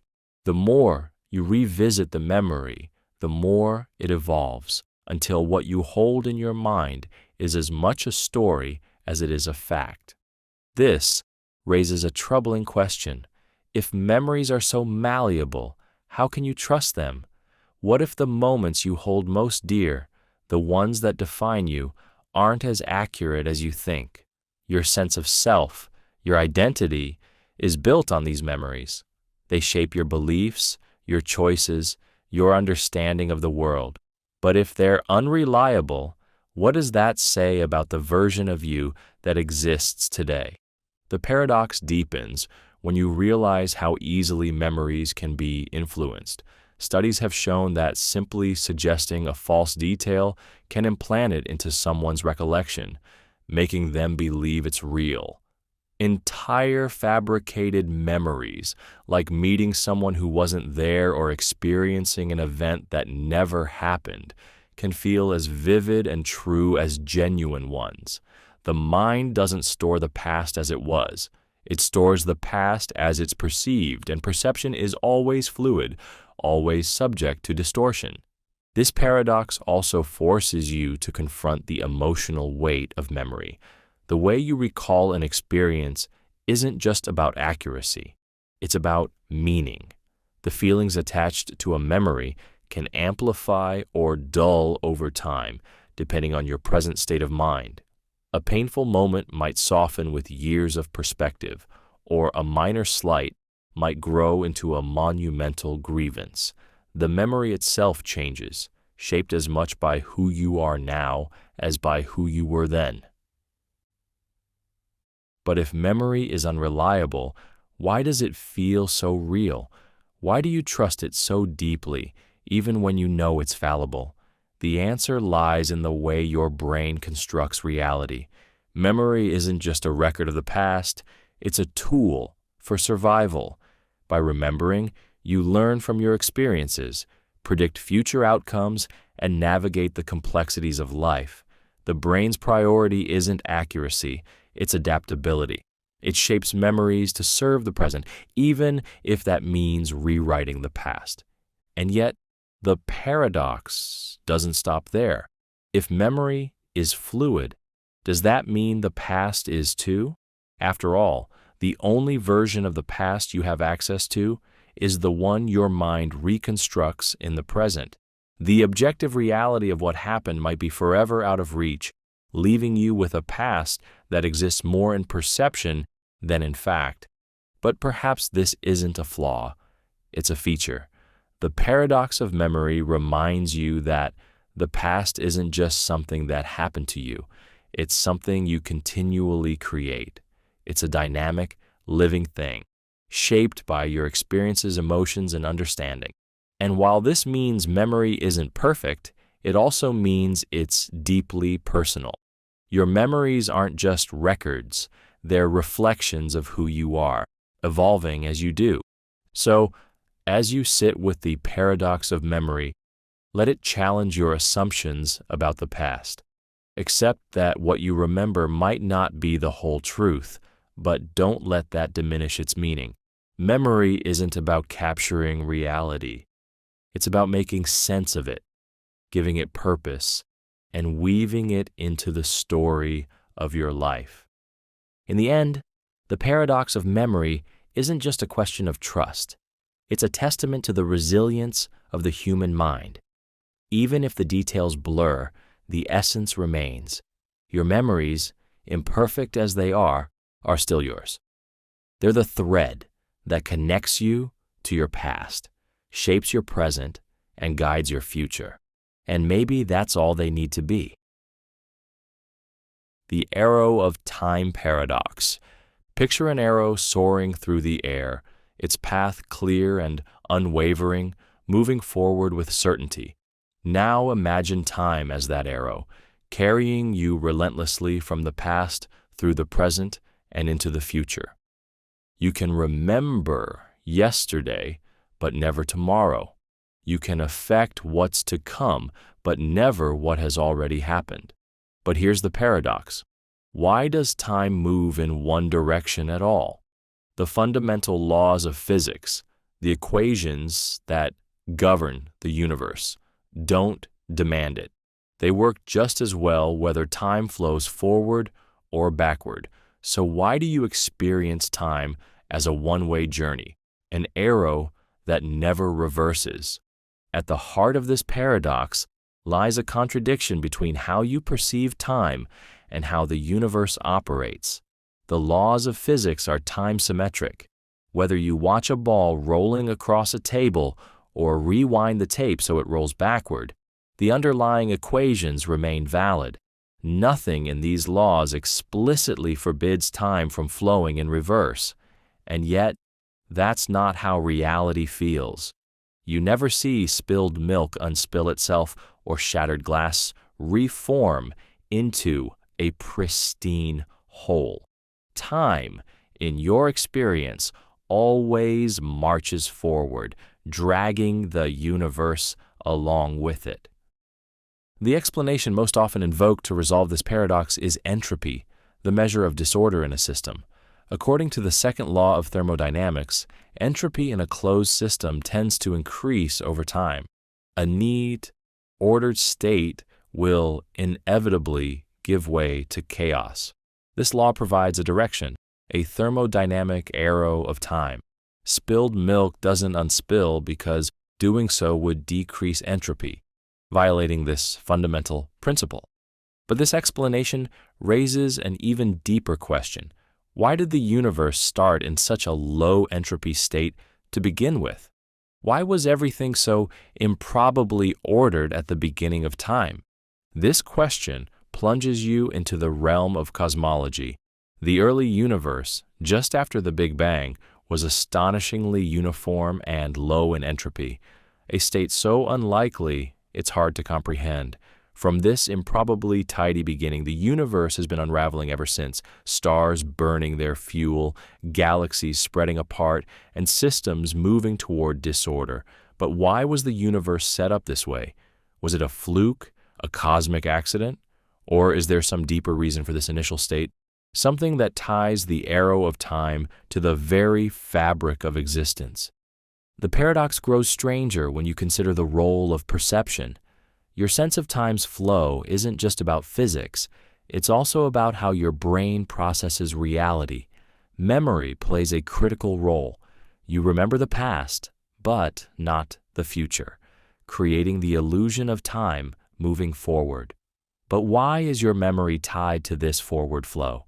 If the laws of physics allow time to run backward, could there exist beings or systems that remember the future instead of the past? Would their reality feel as natural to them as yours does to you? Some physicists suggest that the arrow of time might not be as universal as it seems. In certain theoretical frameworks, time could flow differently in different parts of the universe, or even loop back on itself in certain conditions. These ideas, while speculative, challenge the assumption that time's forward march is a fundamental feature of reality. What if the arrow of time isn't a law, but a perspective, a consequence of how you, as an observer, interact with the universe? Others propose that time itself might be an emergent phenomenon, not a fundamental property of the universe, but a byproduct of deeper, timeless laws. In this view, what you perceive as the flow of time could be an illusion, a construct of your mind making sense of a reality that doesn't actually move. It's a disorienting idea, one that forces you to question the very nature of existence. The arrow of time. Paradox ultimately asks you to confront the mystery of time itself. Why does it feel like an unstoppable current, carrying you forward whether you like it or not? Why does the universe unfold with such irreversibility when the underlying laws say it doesn't have to? And perhaps most unsettling of all, What would reality look like if time didn't have a direction? As you ponder these questions, let the paradox remind you of something extraordinary. Your experience of time, as ordinary as it seems, is a profound mystery. The arrow that carries you forward from birth to death, from today to tomorrow, is a gift and a challenge, a fleeting chance to make sense of the moments as they pass.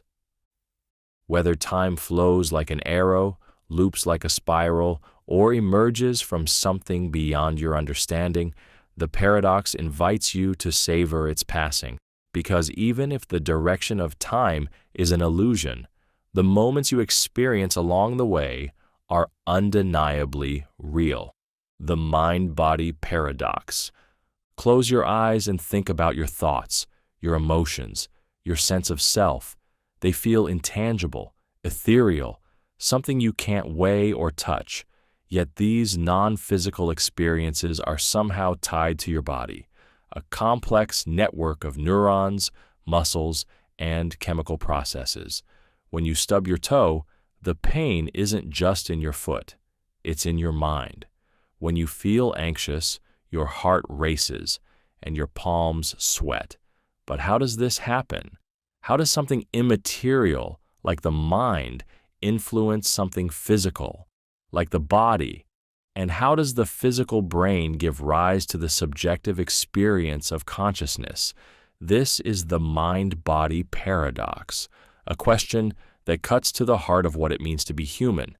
The paradox begins with a fundamental duality: the mind, which seems non-physical, and the body, which is undeniably physical.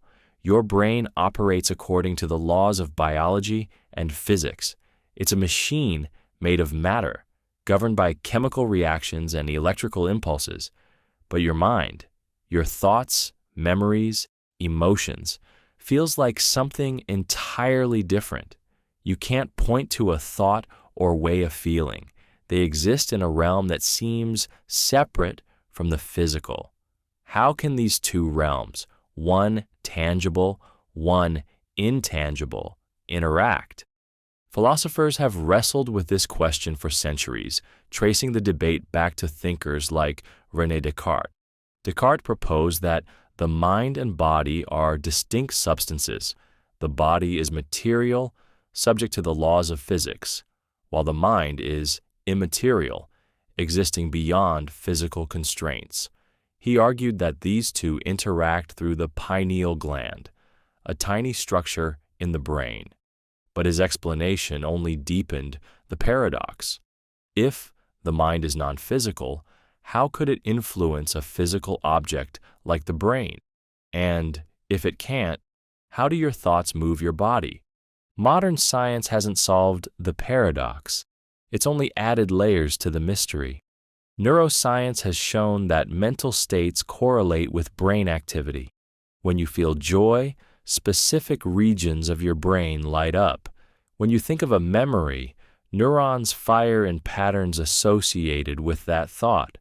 This suggests that the mind arises from the brain, that your sense of self is a product of physical processes. But this explanation raises more questions than it answers. How do physical processes generate subjective experience?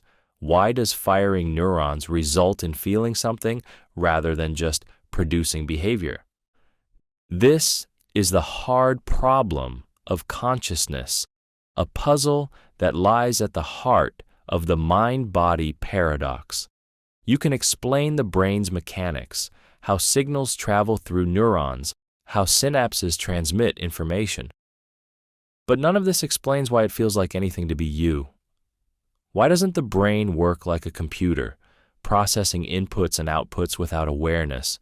Where does the richness of subjective experience, the vividness of colors, the sharpness of pain, the warmth of love come from?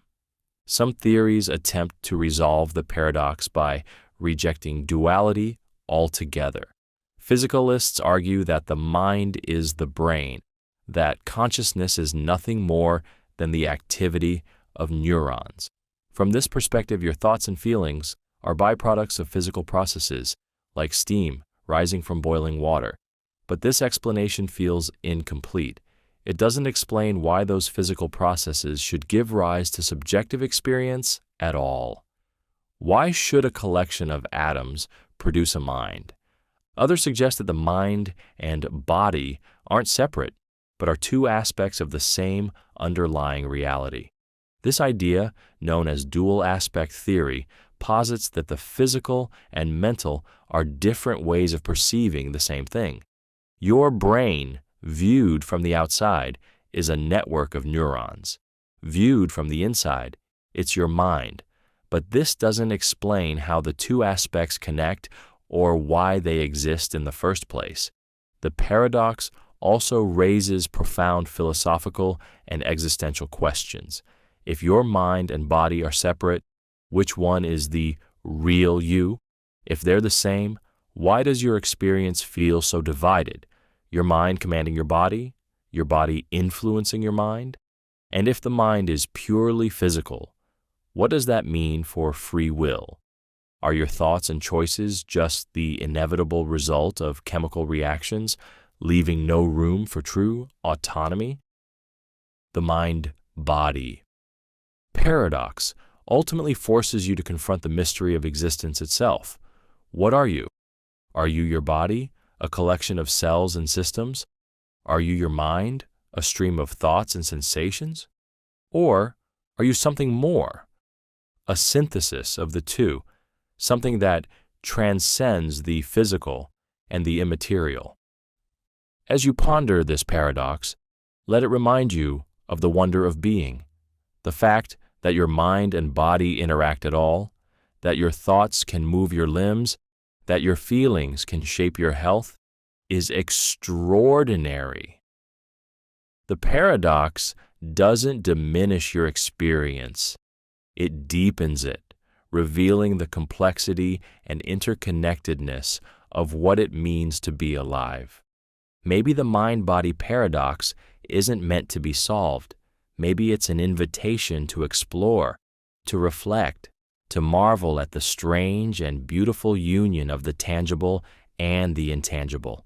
After all, you are both mind and body, thought and flesh, a walking, breathing paradox in a universe full of mysteries. And that, perhaps, is the greatest wonder of all. The black hole. Information paradox. Imagine standing at the edge of a black hole, the most enigmatic and terrifying object in the universe. Its gravity is so immense that not even light can escape its pull, and anything that crosses its event horizon, the point of no return, disappears from view forever. But what happens to the information about what falls in? Is it truly lost, erased from the universe? Physics tells you that information, the fundamental building blocks of reality, can't simply vanish. Yet black holes seem to defy this rule, swallowing both matter and its information without a trace. This is the black hole information paradox, a puzzle that pits the laws of quantum mechanics against the theory of general relativity, leaving reality itself hanging in the balance. To understand the paradox, you must first grasp why information matters so much. In physics, information isn't just about words or data. It's the unique arrangement of particles and energy that defines the state of a system. If you burn a book, for example, the paper and ink are destroyed, but the information contained in the book isn't truly lost. It's encoded in the smoke, heat, and ash. The principle of information conservation is a cornerstone of quantum mechanics. No matter what transformations occur, the information must persist, even if it's scattered or hidden. Black holes, however, seem to break this rule.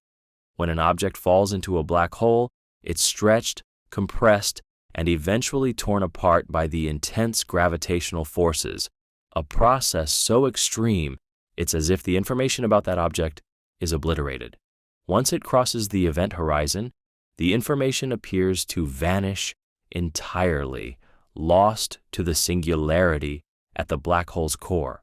If the black hole evaporates over time, as Stephen Hawking famously showed through Hawking radiation, the paradox deepens. The black hole emits radiation as it shrinks, but this radiation is random, carrying no trace of the information that fell in. When the black hole eventually disappears, so does the information it once contained. Or does it? This apparent loss of information creates a clash between two of the most successful theories in physics.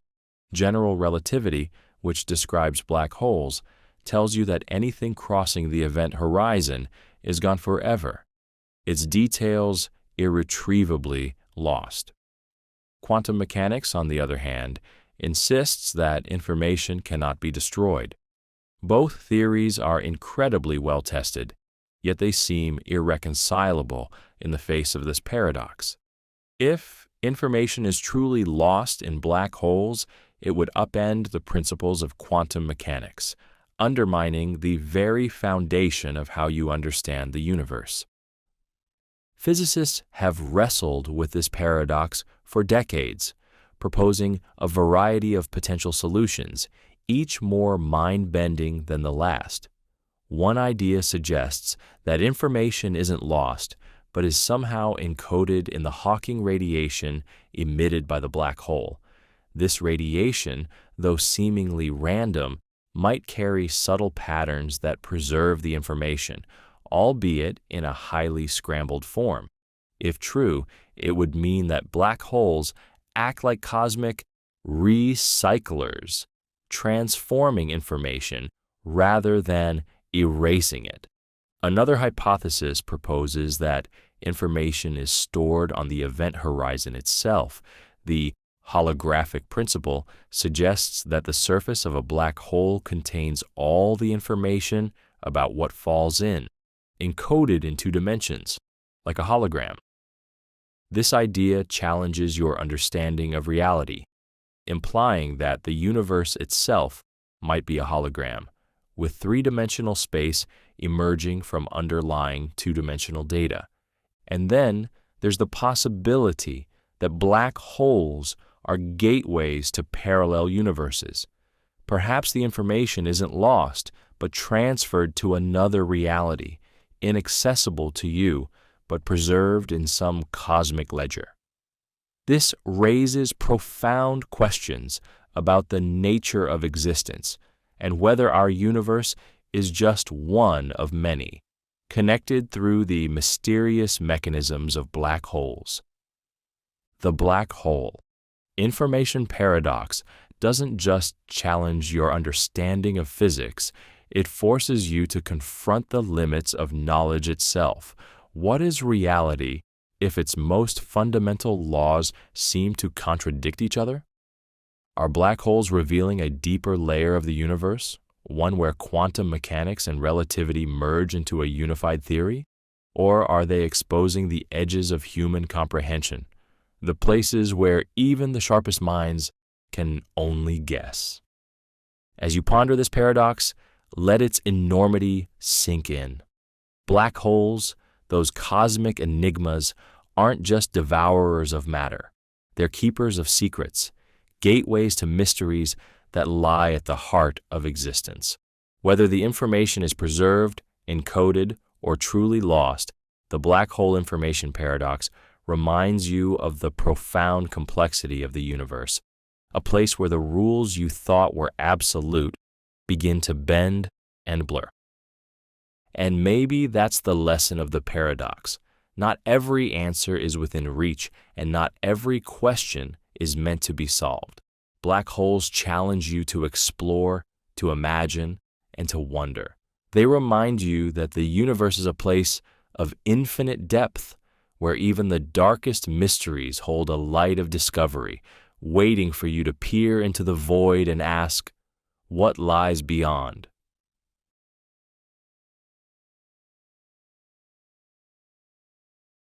The Paradox of Death. You're alive right now, reading these words, conscious of the world around you and your place within it. But someday, that will change. Your heart will stop, your body will cease to function, and the vibrant inner world of your thoughts and feelings will vanish. Or will it? The question of what happens after death has haunted humanity for as long as we've been able to ask it. It's not just about the fear of dying, it's about the mystery of what comes next. Is death an end, a transition, or something else entirely? This is the paradox of death, a riddle that forces you to confront the boundaries of existence and the ultimate question: what happens when you are no longer here? The paradox begins with the fundamental mystery of consciousness. You know you exist because you're aware, thinking, feeling, experiencing. But what happens to that awareness when the body that sustains it fails? Does it simply disappear like a flame extinguished? Or does it persist in some form, detached from the physical shell that housed it? Science can explain what happens to the body after death. It decomposes, returning to the earth. But the fate of the mind, the self, remains an enigma. Some argue that death is the ultimate end. Consciousness, they say, arises from the brain, a complex network of neurons firing in intricate patterns. When the brain stops functioning, so does the mind.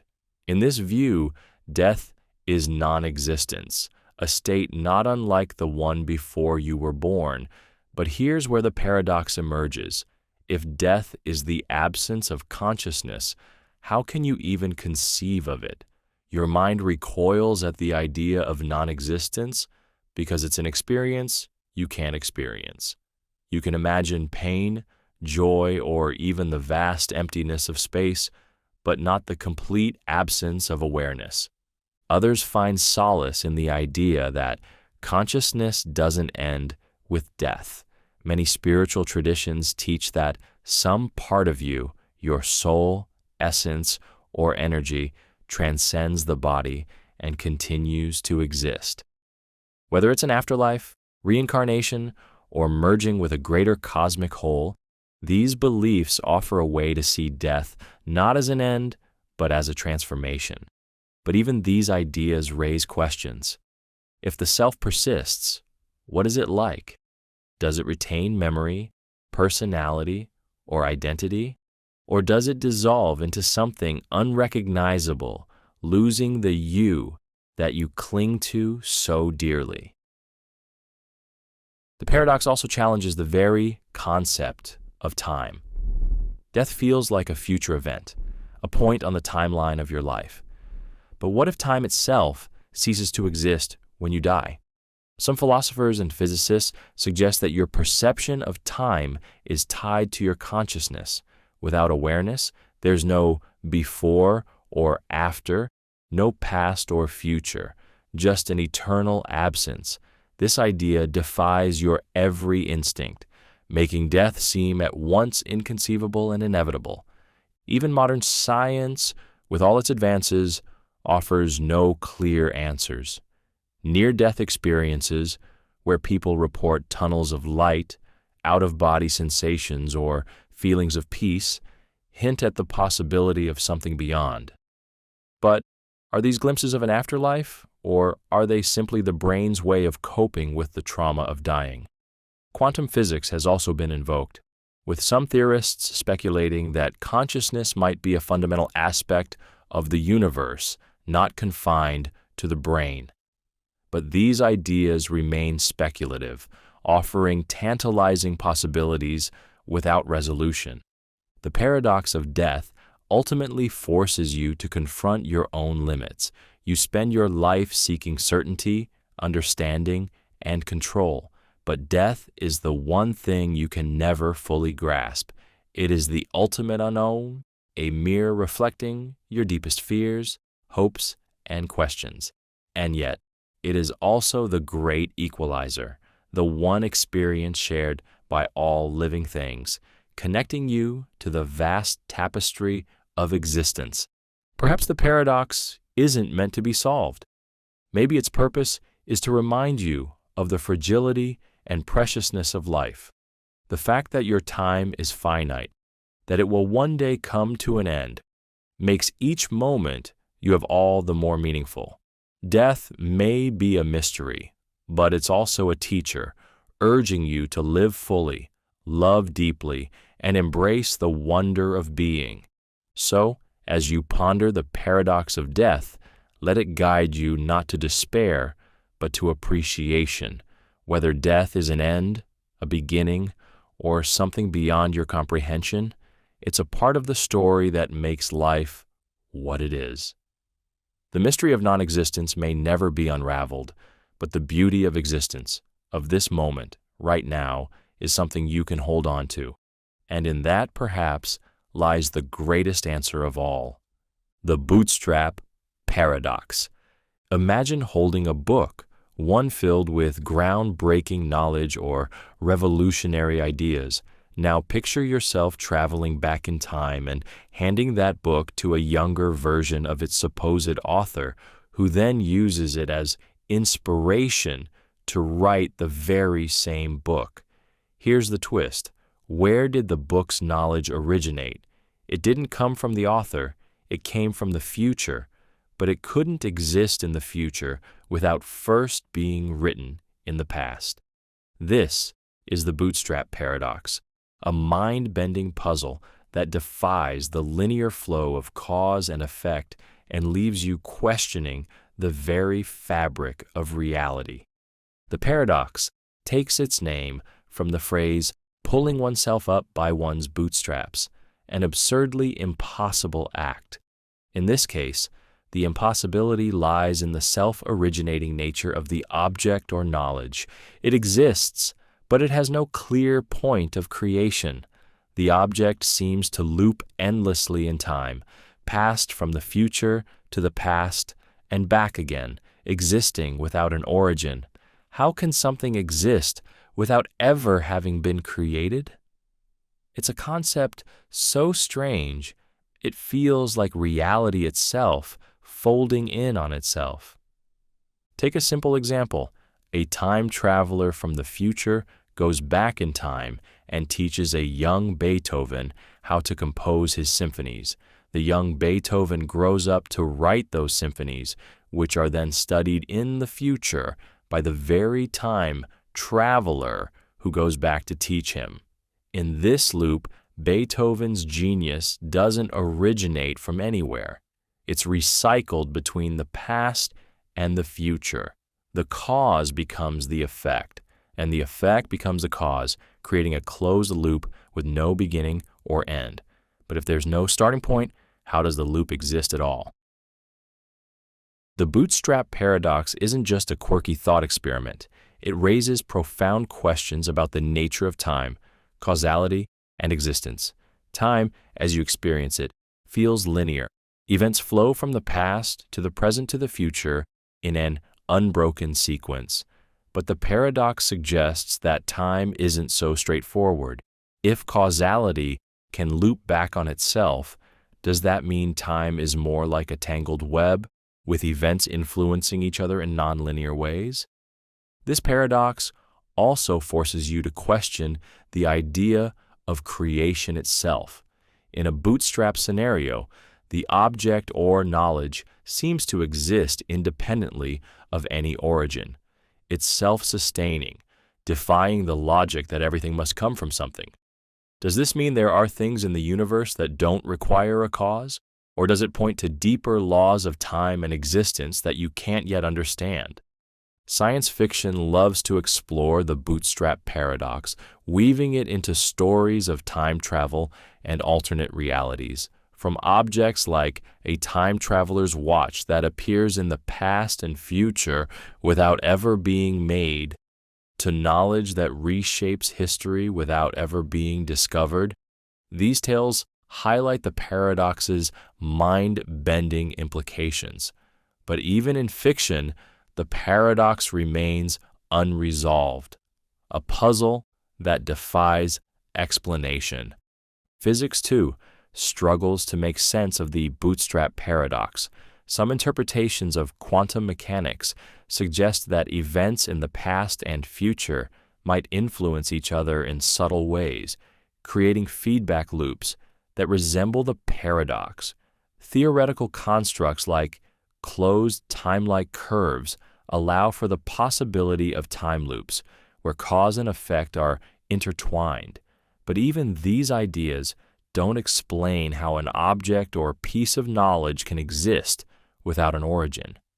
The paradox also raises questions about free will.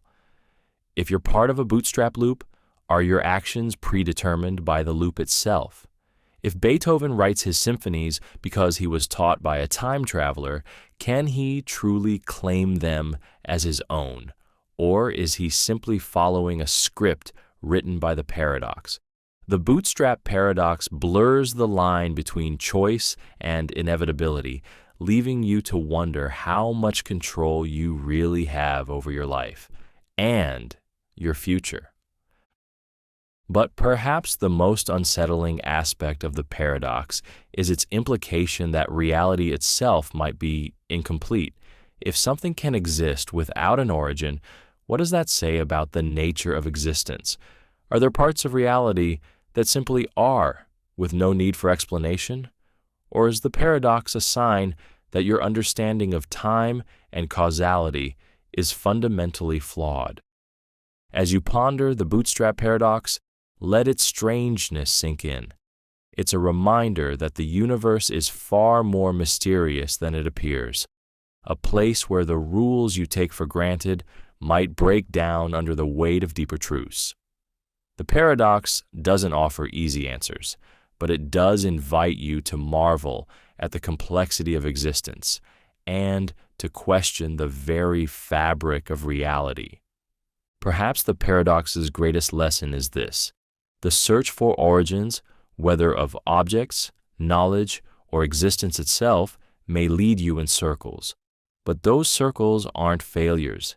They're invitations to explore, to wonder, and to embrace the profound mystery of a universe where even the simplest question, "Where did this come from?"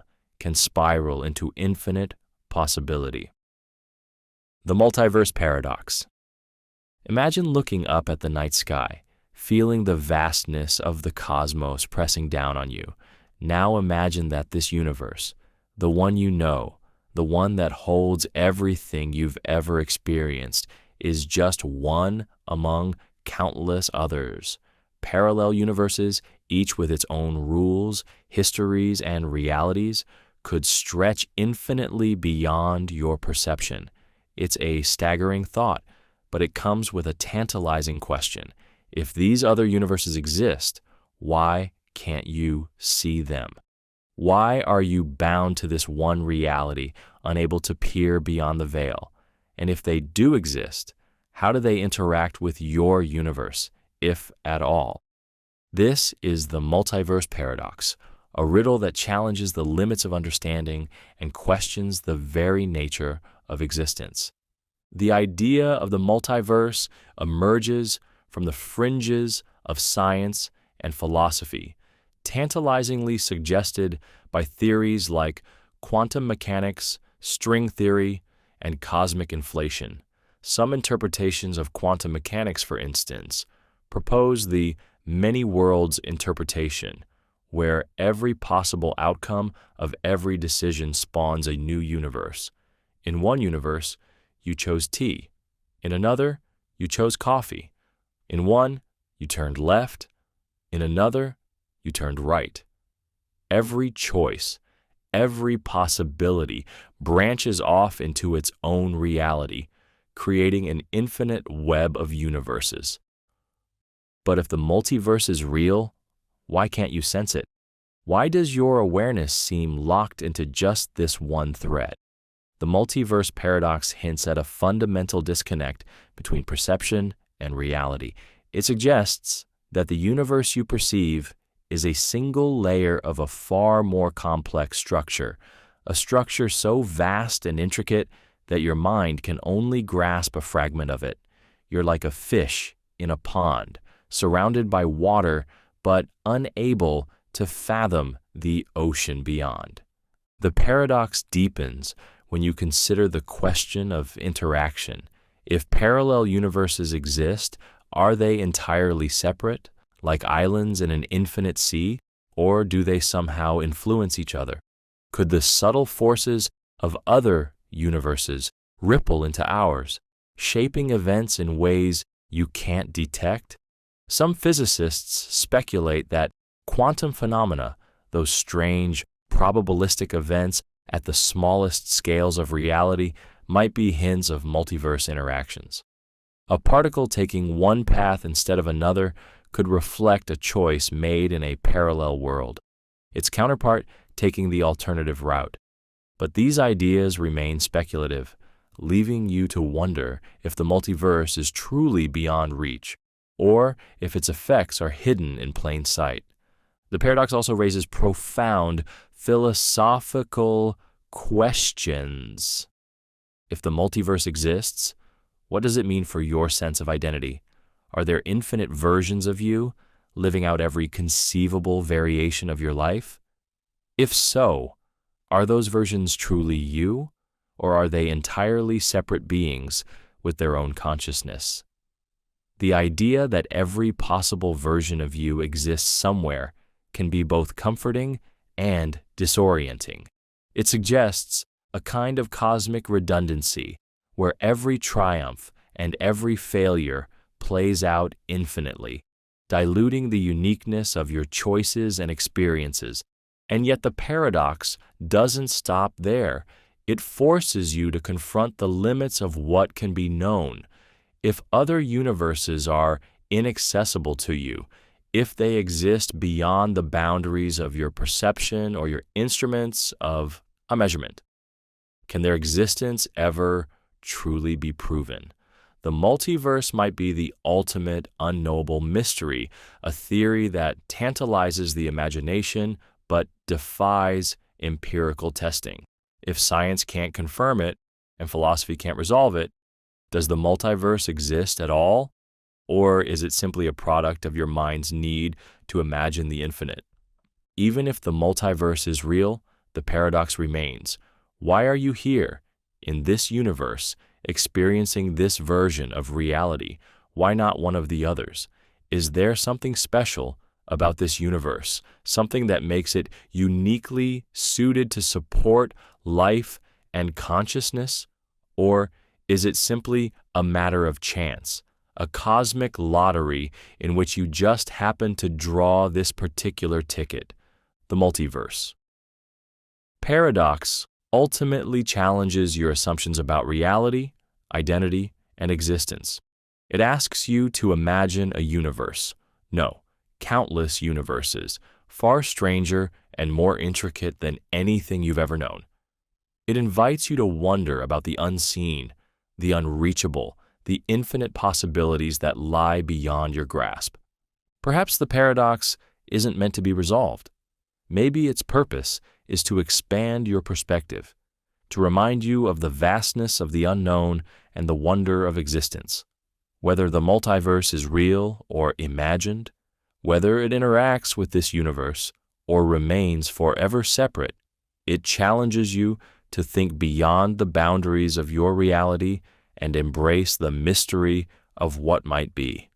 So, as you ponder the multiverse paradox, let it awaken your sense of curiosity and awe, the idea that you might be part of something far greater, an infinite web of realities, each as rich and complex as your own, is both humbling and exhilarating.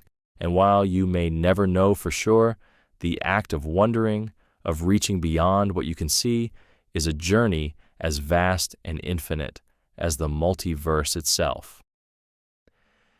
The eternal recurrence paradox. Close your eyes and imagine this. Everything you've ever done, every thought you've had, every breath you've taken will happen again, exactly the same, over and over for eternity. The joys, the sorrows, the triumphs, and the failures, all replayed in an endless loop with no variation, no escape, This is the eternal recurrence paradox, a haunting concept that asks, if the universe is cyclical, does that mean you're destined to live this life forever, trapped in an infinite repetition of the same existence? And if so, what does that mean for freedom, choice, and the meaning of life itself?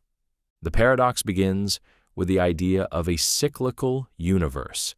In some cosmological theories, the universe isn't linear, with a beginning and an end, but cyclical, oscillating between expansion and contraction in an eternal cycle of big bangs and big crunches. Each cycle gives rise to a new universe, which evolves, ages, and eventually collapses, only to be reborn again. But if the laws of physics remain constant, if the same initial conditions always produce the same outcomes, then wouldn't each cycle of the universe be identical? Wouldn't every atom, every star, every human action repeat itself endlessly, like a cosmic rerun that never ends? The philosopher Friedrich Nietzsche famously explored this idea, not as a scientific theory, but as a thought experiment. He asked, what if you were told that your life, down to its smallest details, would recur eternally? Would this revelation fill you with despair, or would it inspire you to embrace life so fully that you could endure its infinite repetition? For Nietzsche, the eternal recurrence wasn't just a paradox, it was a challenge. If you could say yes to this endless cycle, you would transcend despair and affirm the value of existence itself. But the paradox raises unsettling questions.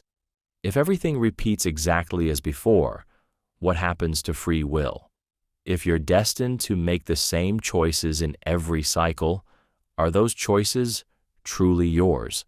The idea of recurrence seems to strip you of agency, reducing your life to a predetermined script.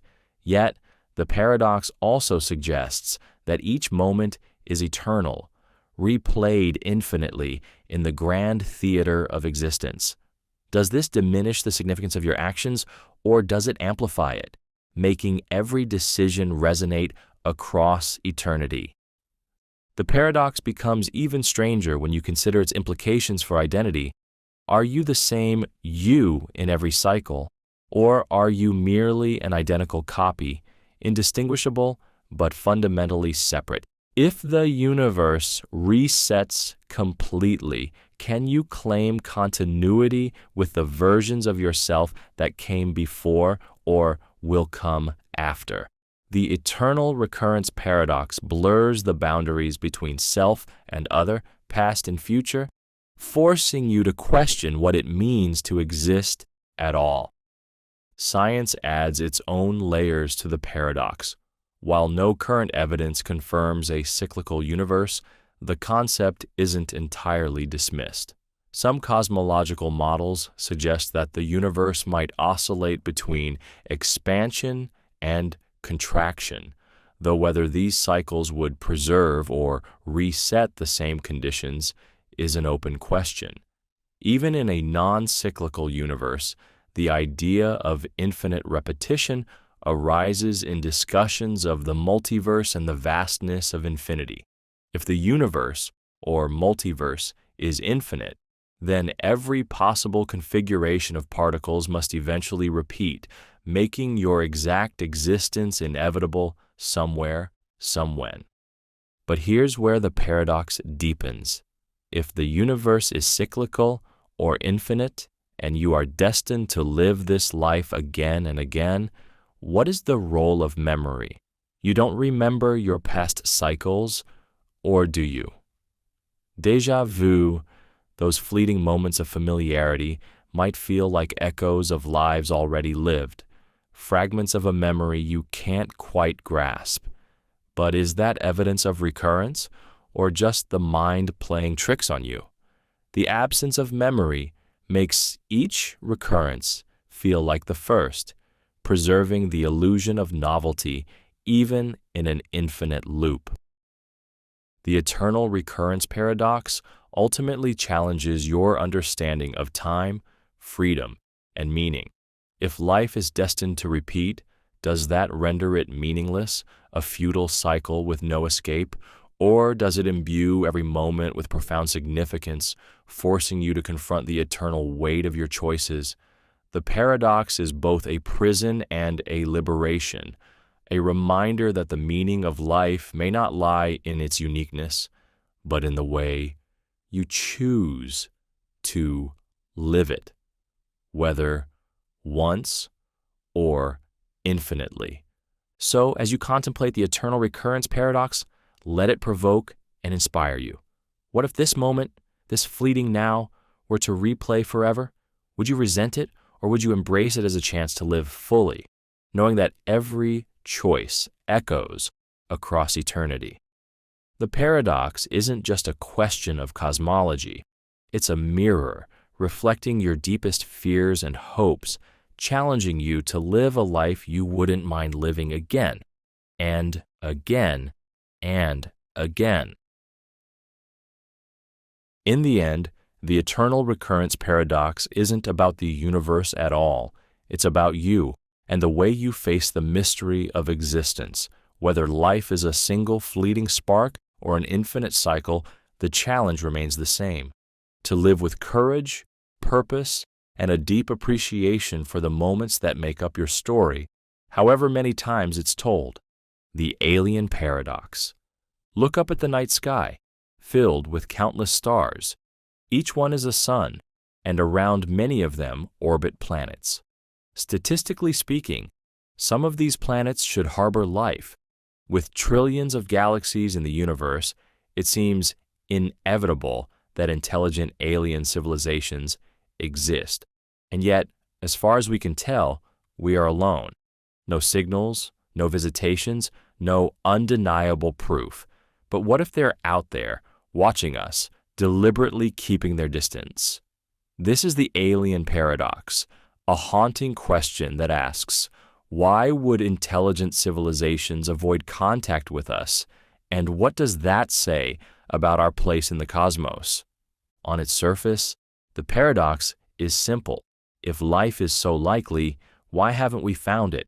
Or why hasn't it found us? There are many potential answers, from the hopeful to the chilling. Perhaps we're truly alone, an extraordinary accident in an otherwise barren universe. Or perhaps advanced civilizations are so different from us that they're undetectable, existing in ways we can't even imagine. But then there's a more unsettling possibility.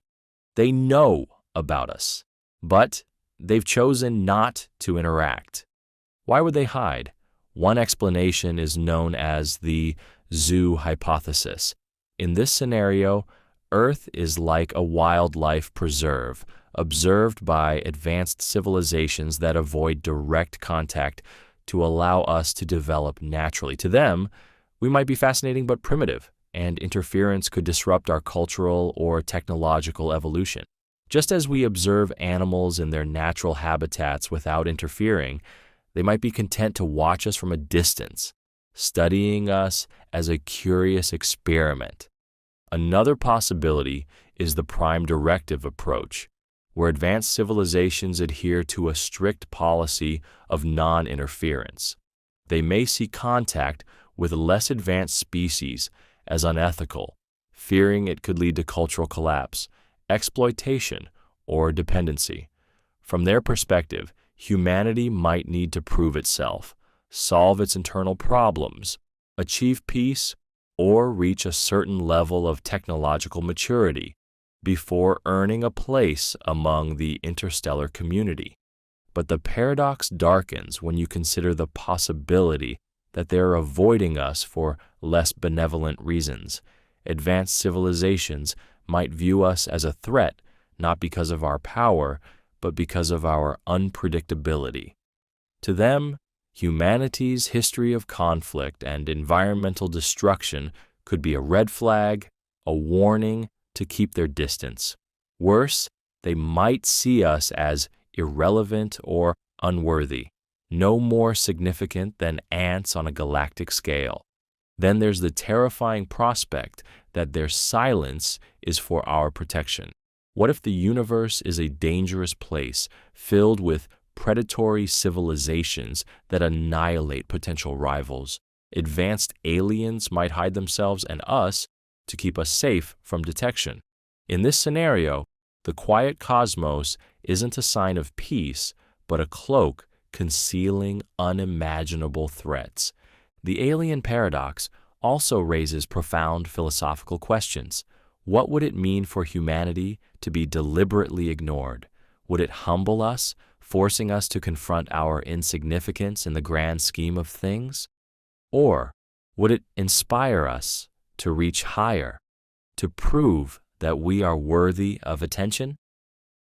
The thought that we might not be alone and yet are deliberately left out challenges your sense of importance and place in the universe. But there's another possibility to consider. Maybe we're the ones hiding. Human civilization has only recently begun searching for extraterrestrial life, and our efforts have been limited. What if other civilizations are out there waiting for a signal from us? Or worse, what if our own fear of the unknown has kept us from broadcasting boldly, fearing what we might attract? The paradox invites you to question whether the silence of the universe is truly theirs or ours. And then there's the simplest explanation of all: time. Advanced civilizations may have risen and fallen billions of years ago, their empires turning to dust before Earth was even formed. Or perhaps they exist on timescales so vast, so alien, that our fleeting lives are but a blink to them.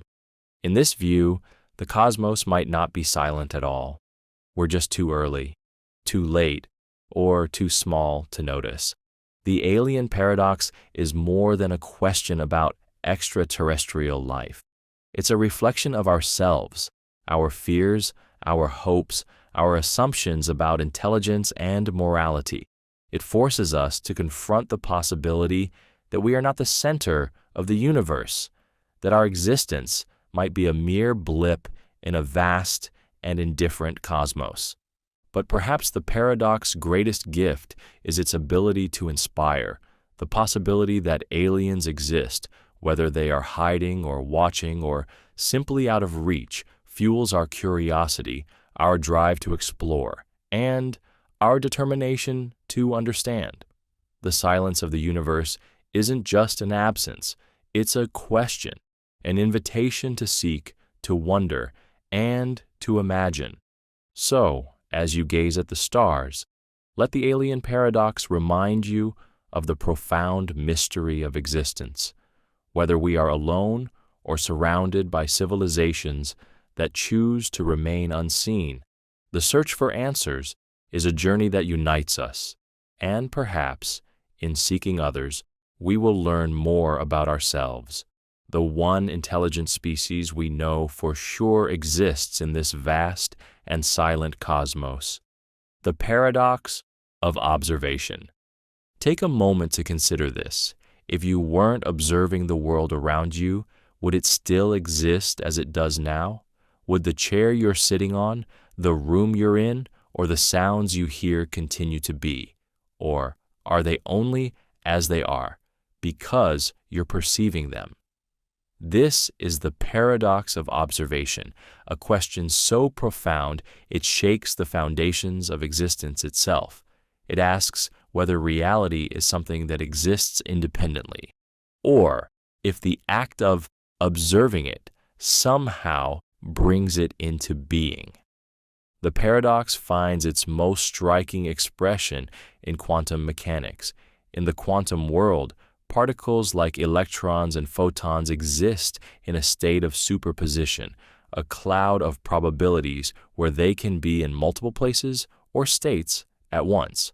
But the moment you measure or observe them, this cloud collapses into a single, definite outcome. Before the observation, the particle's state is undefined, existing only as a range of possibilities. After the observation, it's concrete and real. This phenomenon, known as the observer effect, suggests that the act of observation doesn't just reveal reality, it shapes it. But why does this happen? And what does it mean for the nature of existence? If particles don't have definite properties until they're observed, does that imply reality itself is incomplete until it's perceived? Is the universe only real when someone is looking? This idea seems to place consciousness, your awareness, at the center of existence, making the observer a co-creator of reality. It's a notion that aligns with certain philosophical traditions, but defies the scientific intuition that the universe exists independently of you.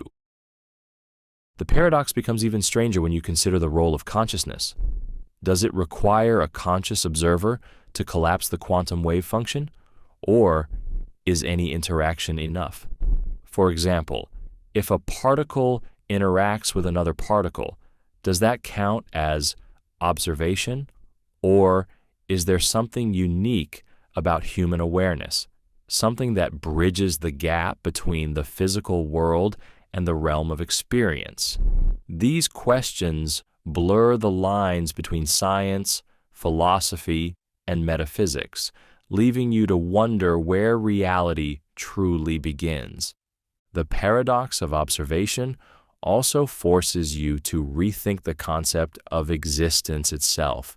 If observation creates reality, what happens to the parts of the universe you're not observing?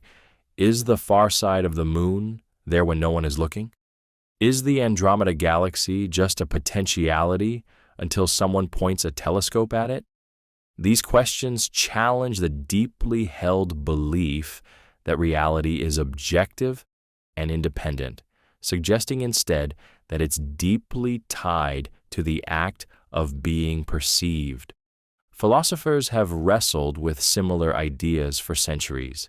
George Berkeley, an 18th century idealist, argued that to exist is to be perceived.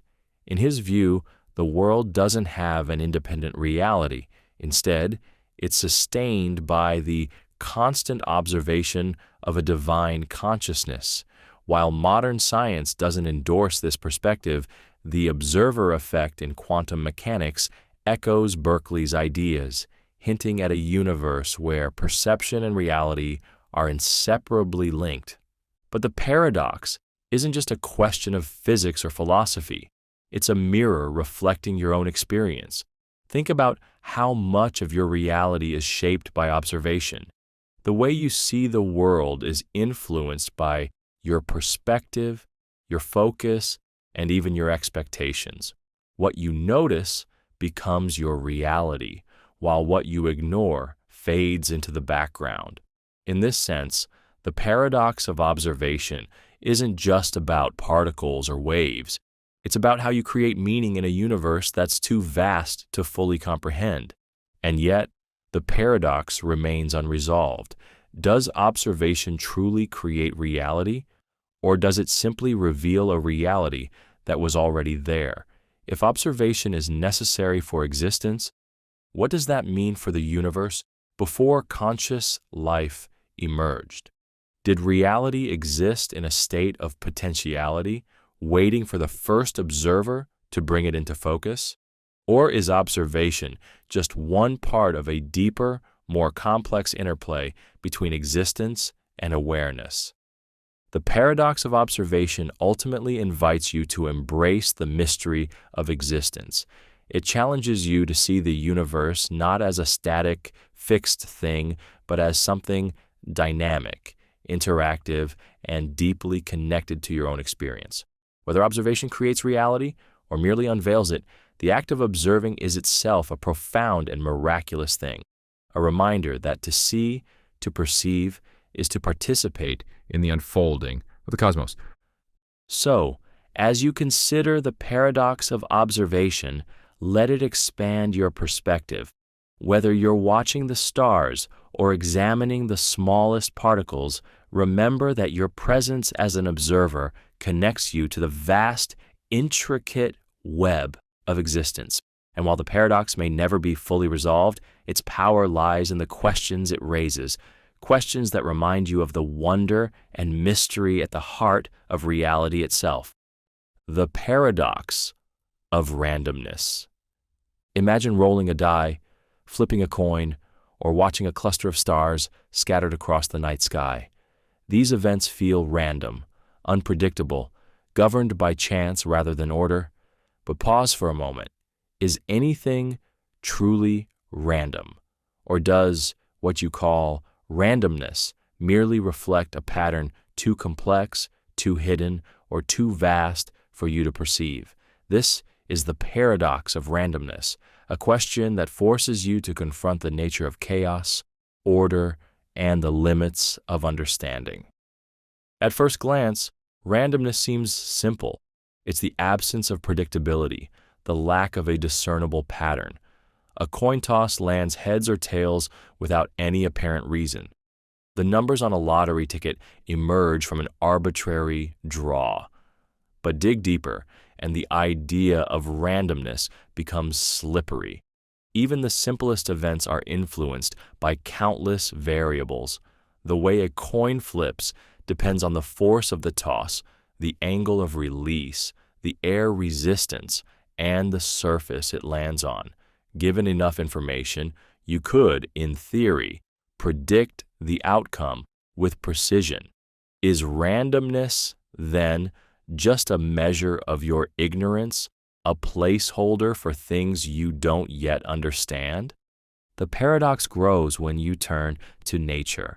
Consider the patterns of tree branches, the shapes of clouds, or the movements of a flock of birds. At first glance, they seem random, but closer inspection reveals underlying structures. Fractals, fluid dynamics, emergent behaviors. Randomness, it seems, is often a mask for complexity. The patterns are there, but they're buried in layers of intricacy that elude immediate perception. In the realm of mathematics and science, randomness takes on a more precise form. Random numbers, for instance, are used in cryptography, simulations, and algorithms, yet generating true randomness is surprisingly difficult.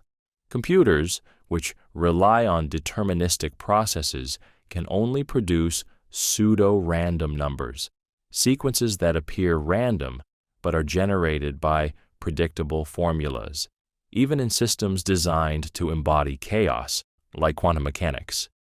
Randomness has rules. The behavior of particles is probabilistic, not arbitrary, governed by the precise mathematics of the wave function.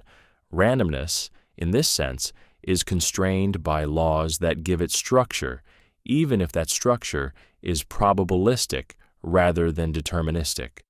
The paradox of randomness also emerges in the human experience. Think of the events that shape your life. Chance encounters, unexpected opportunities, moments of serendipity. They feel random, yet looking back, you often weave them into a narrative, finding connections and meanings that turn chaos into a story. Are these patterns real, or are they a product of your mind's need to impose order on a chaotic world? Does randomness truly exist, or is it simply the name you give to things you don't yet understand? Philosophy adds another layer to the paradox. If the universe is deterministic, governed by unchanging laws, then nothing is truly random. Everything follows from what came before, like an intricate domino effect. But if there is randomness, where does it come from? What creates events that are uncaused, unconnected, and unpredictable? Is randomness a fundamental feature of the universe, or is it an illusion born from your limited perspective? The paradox deepens further when you consider randomness as a source of creativity. Evolution, for example, relies on random mutations to drive the diversity of life. Art and innovation often thrive on chance encounters and unexpected insights, yet these random seeds only bear fruit in the context of systems, natural selection, artistic skill, human ingenuity that shape and refine them. Randomness, in this sense, is never truly independent. It's always part of a larger framework that gives it meaning. The paradox of randomness ultimately challenges you to rethink the nature of chaos and order. It invites you to see randomness not as the opposite of structure, but as its hidden partner, a source of possibility and complexity that underlies the patterns of existence. Whether randomness is real or an illusion, it serves as a reminder of the universe's infinite depth, where even the simplest events can hold mysteries beyond your grasp. So, as you ponder the paradox of randomness, let it awaken your curiosity and humility.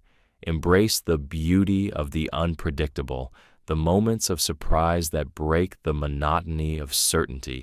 Whether randomness is fundamental or simply the edge of your understanding, it offers a window into the profound complexity of the world and your place within it. In the end, the paradox isn't just a question of what randomness is, it's an invitation to marvel at the intricate dance of chaos and order, where every coin flip and every star-filled sky becomes a doorway to wonder. The infinite regress paradox. Imagine tracing a line of dominoes, each one knocking over the next. As you follow the chain back, a question begins to form. Where did the first domino come from? Was there a starting point, or does the chain stretch infinitely into the past?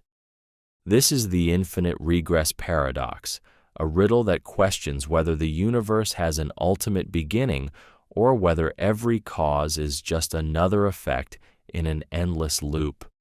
It's a paradox that pulls at the very threads of existence, asking whether the cosmos has a foundation or none at all. The paradox begins with a simple observation. Everything seems to have a cause. A tree grows because a seed was planted. A river flows because of gravity pulling water downhill.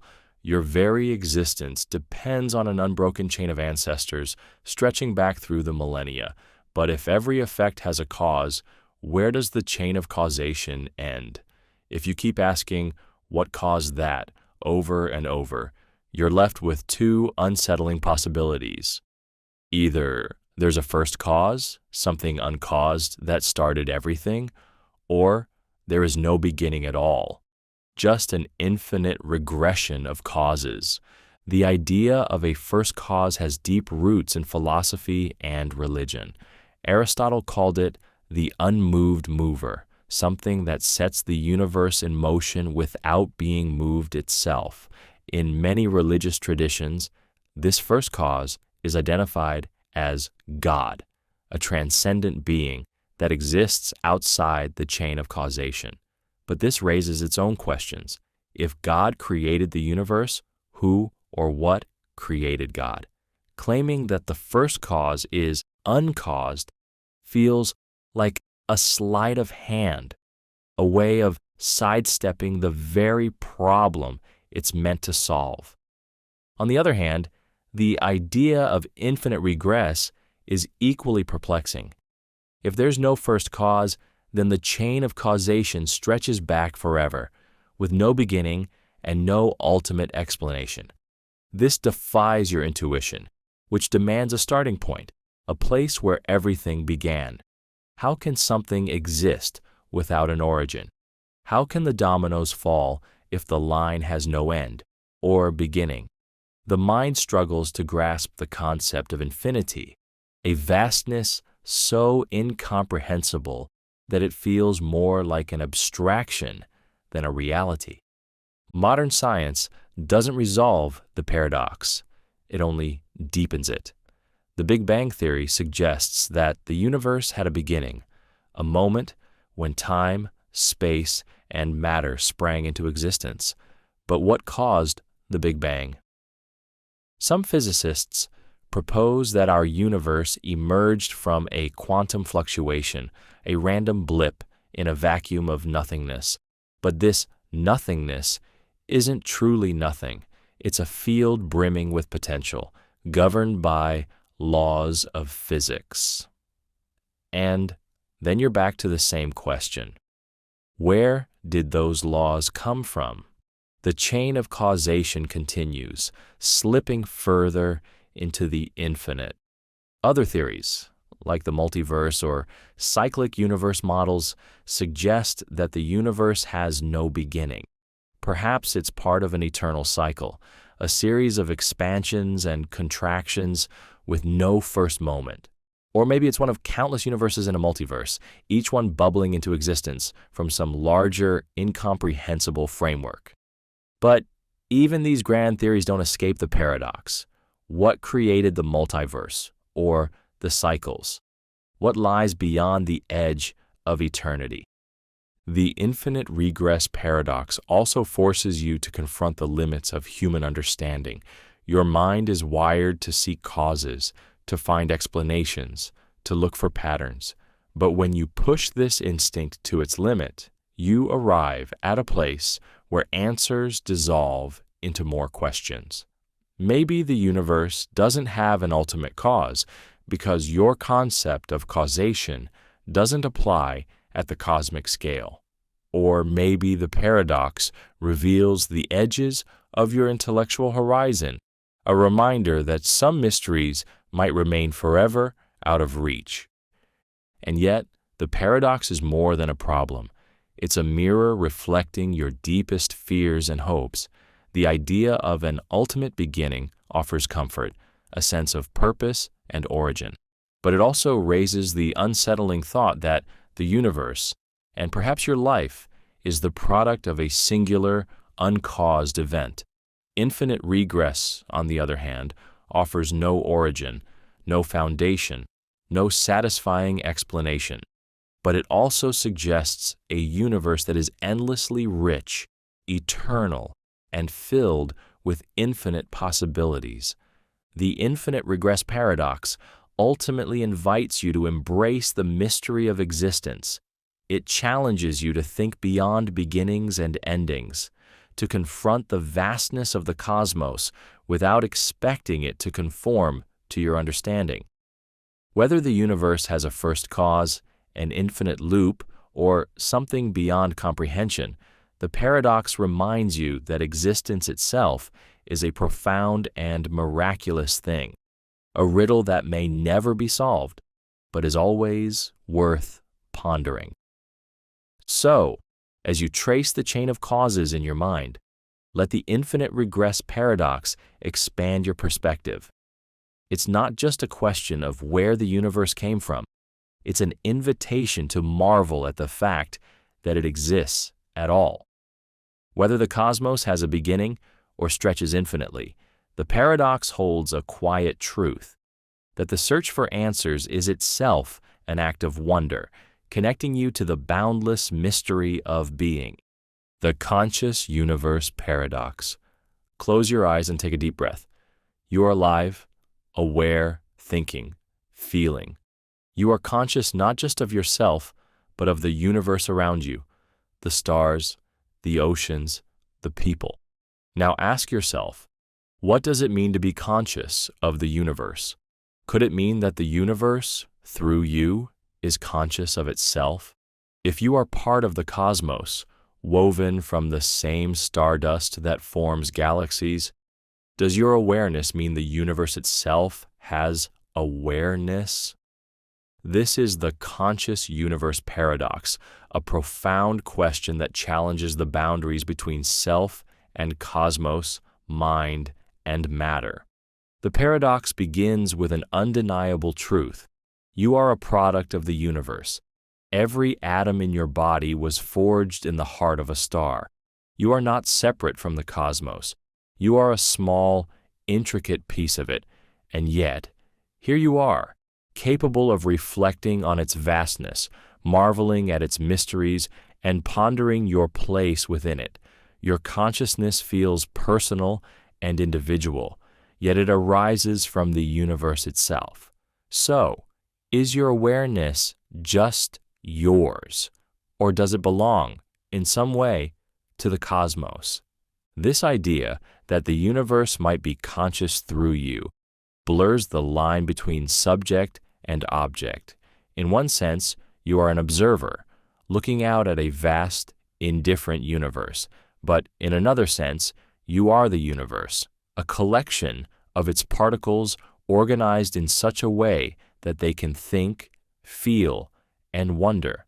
Does this mean that the universe, in creating you, has created a way to observe itself? Are you not just a participant in the cosmos, but a part of its self-awareness? Philosophers and scientists have grappled with this paradox for centuries. Some see it as a poetic metaphor, a way of expressing the interconnectedness of all things.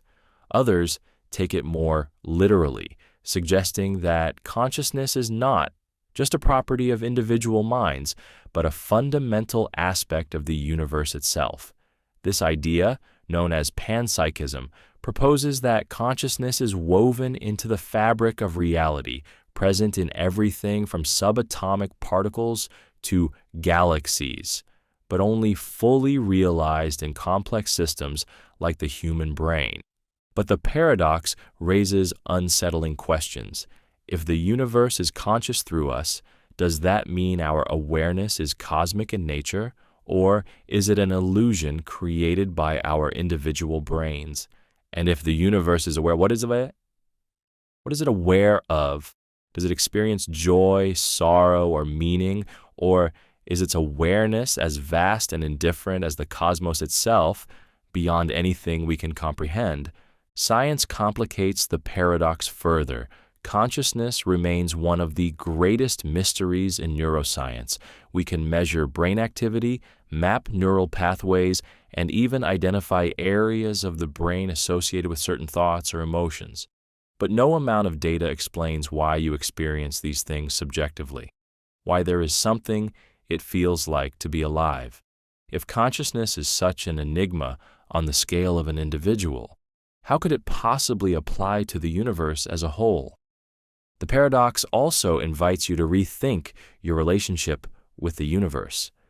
If your consciousness is an expression of the cosmos, what does that say about your place in it? Are you a fleeting anomaly in an otherwise unconscious universe, or are you an essential part of its nature? The paradox suggests that the boundaries you perceive between self and other, mind and matter, observer and observed, may not be as solid as they seem. You are not separate from the universe. You are its expression, its voice, its witness. This idea resonates with spiritual traditions and philosophical systems that see consciousness as fundamental to existence. In Hinduism, for example, the concept of Brahman describes a universal consciousness that permeates all things, with individual minds as reflections of this greater whole. Similarly, some interpretations of quantum mechanics suggest that the act of observation plays a role in shaping reality, hinting at a profound connection between mind and cosmos. But the conscious universe paradox isn't just a question of metaphysics. It's a mirror for your own experience. Every time you gaze at the stars or marvel at the complexity of life, you're participating in the paradox. You are the universe, contemplating itself, a fragment of reality looking back at the whole. This realization can be both humbling and exhilarating, a reminder of your smallness and your significance all at once. So, as you ponder the conscious universe paradox, let it open your mind to the profound mystery of existence, whether consciousness is a property of the universe or a fleeting phenomenon of the brain. The fact that you can ask these questions is extraordinary. The universe may be vast, ancient, and impersonal, but through your awareness, it becomes something more, a self-aware cosmos, a story told through countless voices, including yours. Perhaps the paradox isn't meant to be solved. Perhaps its purpose is to remind you of the wonder of being, the miracle of awareness, and the infinite depth of the universe that created you. You are the universe's eyes, its thoughts, it's curiosity, and that, in itself, is a mystery worth celebrating.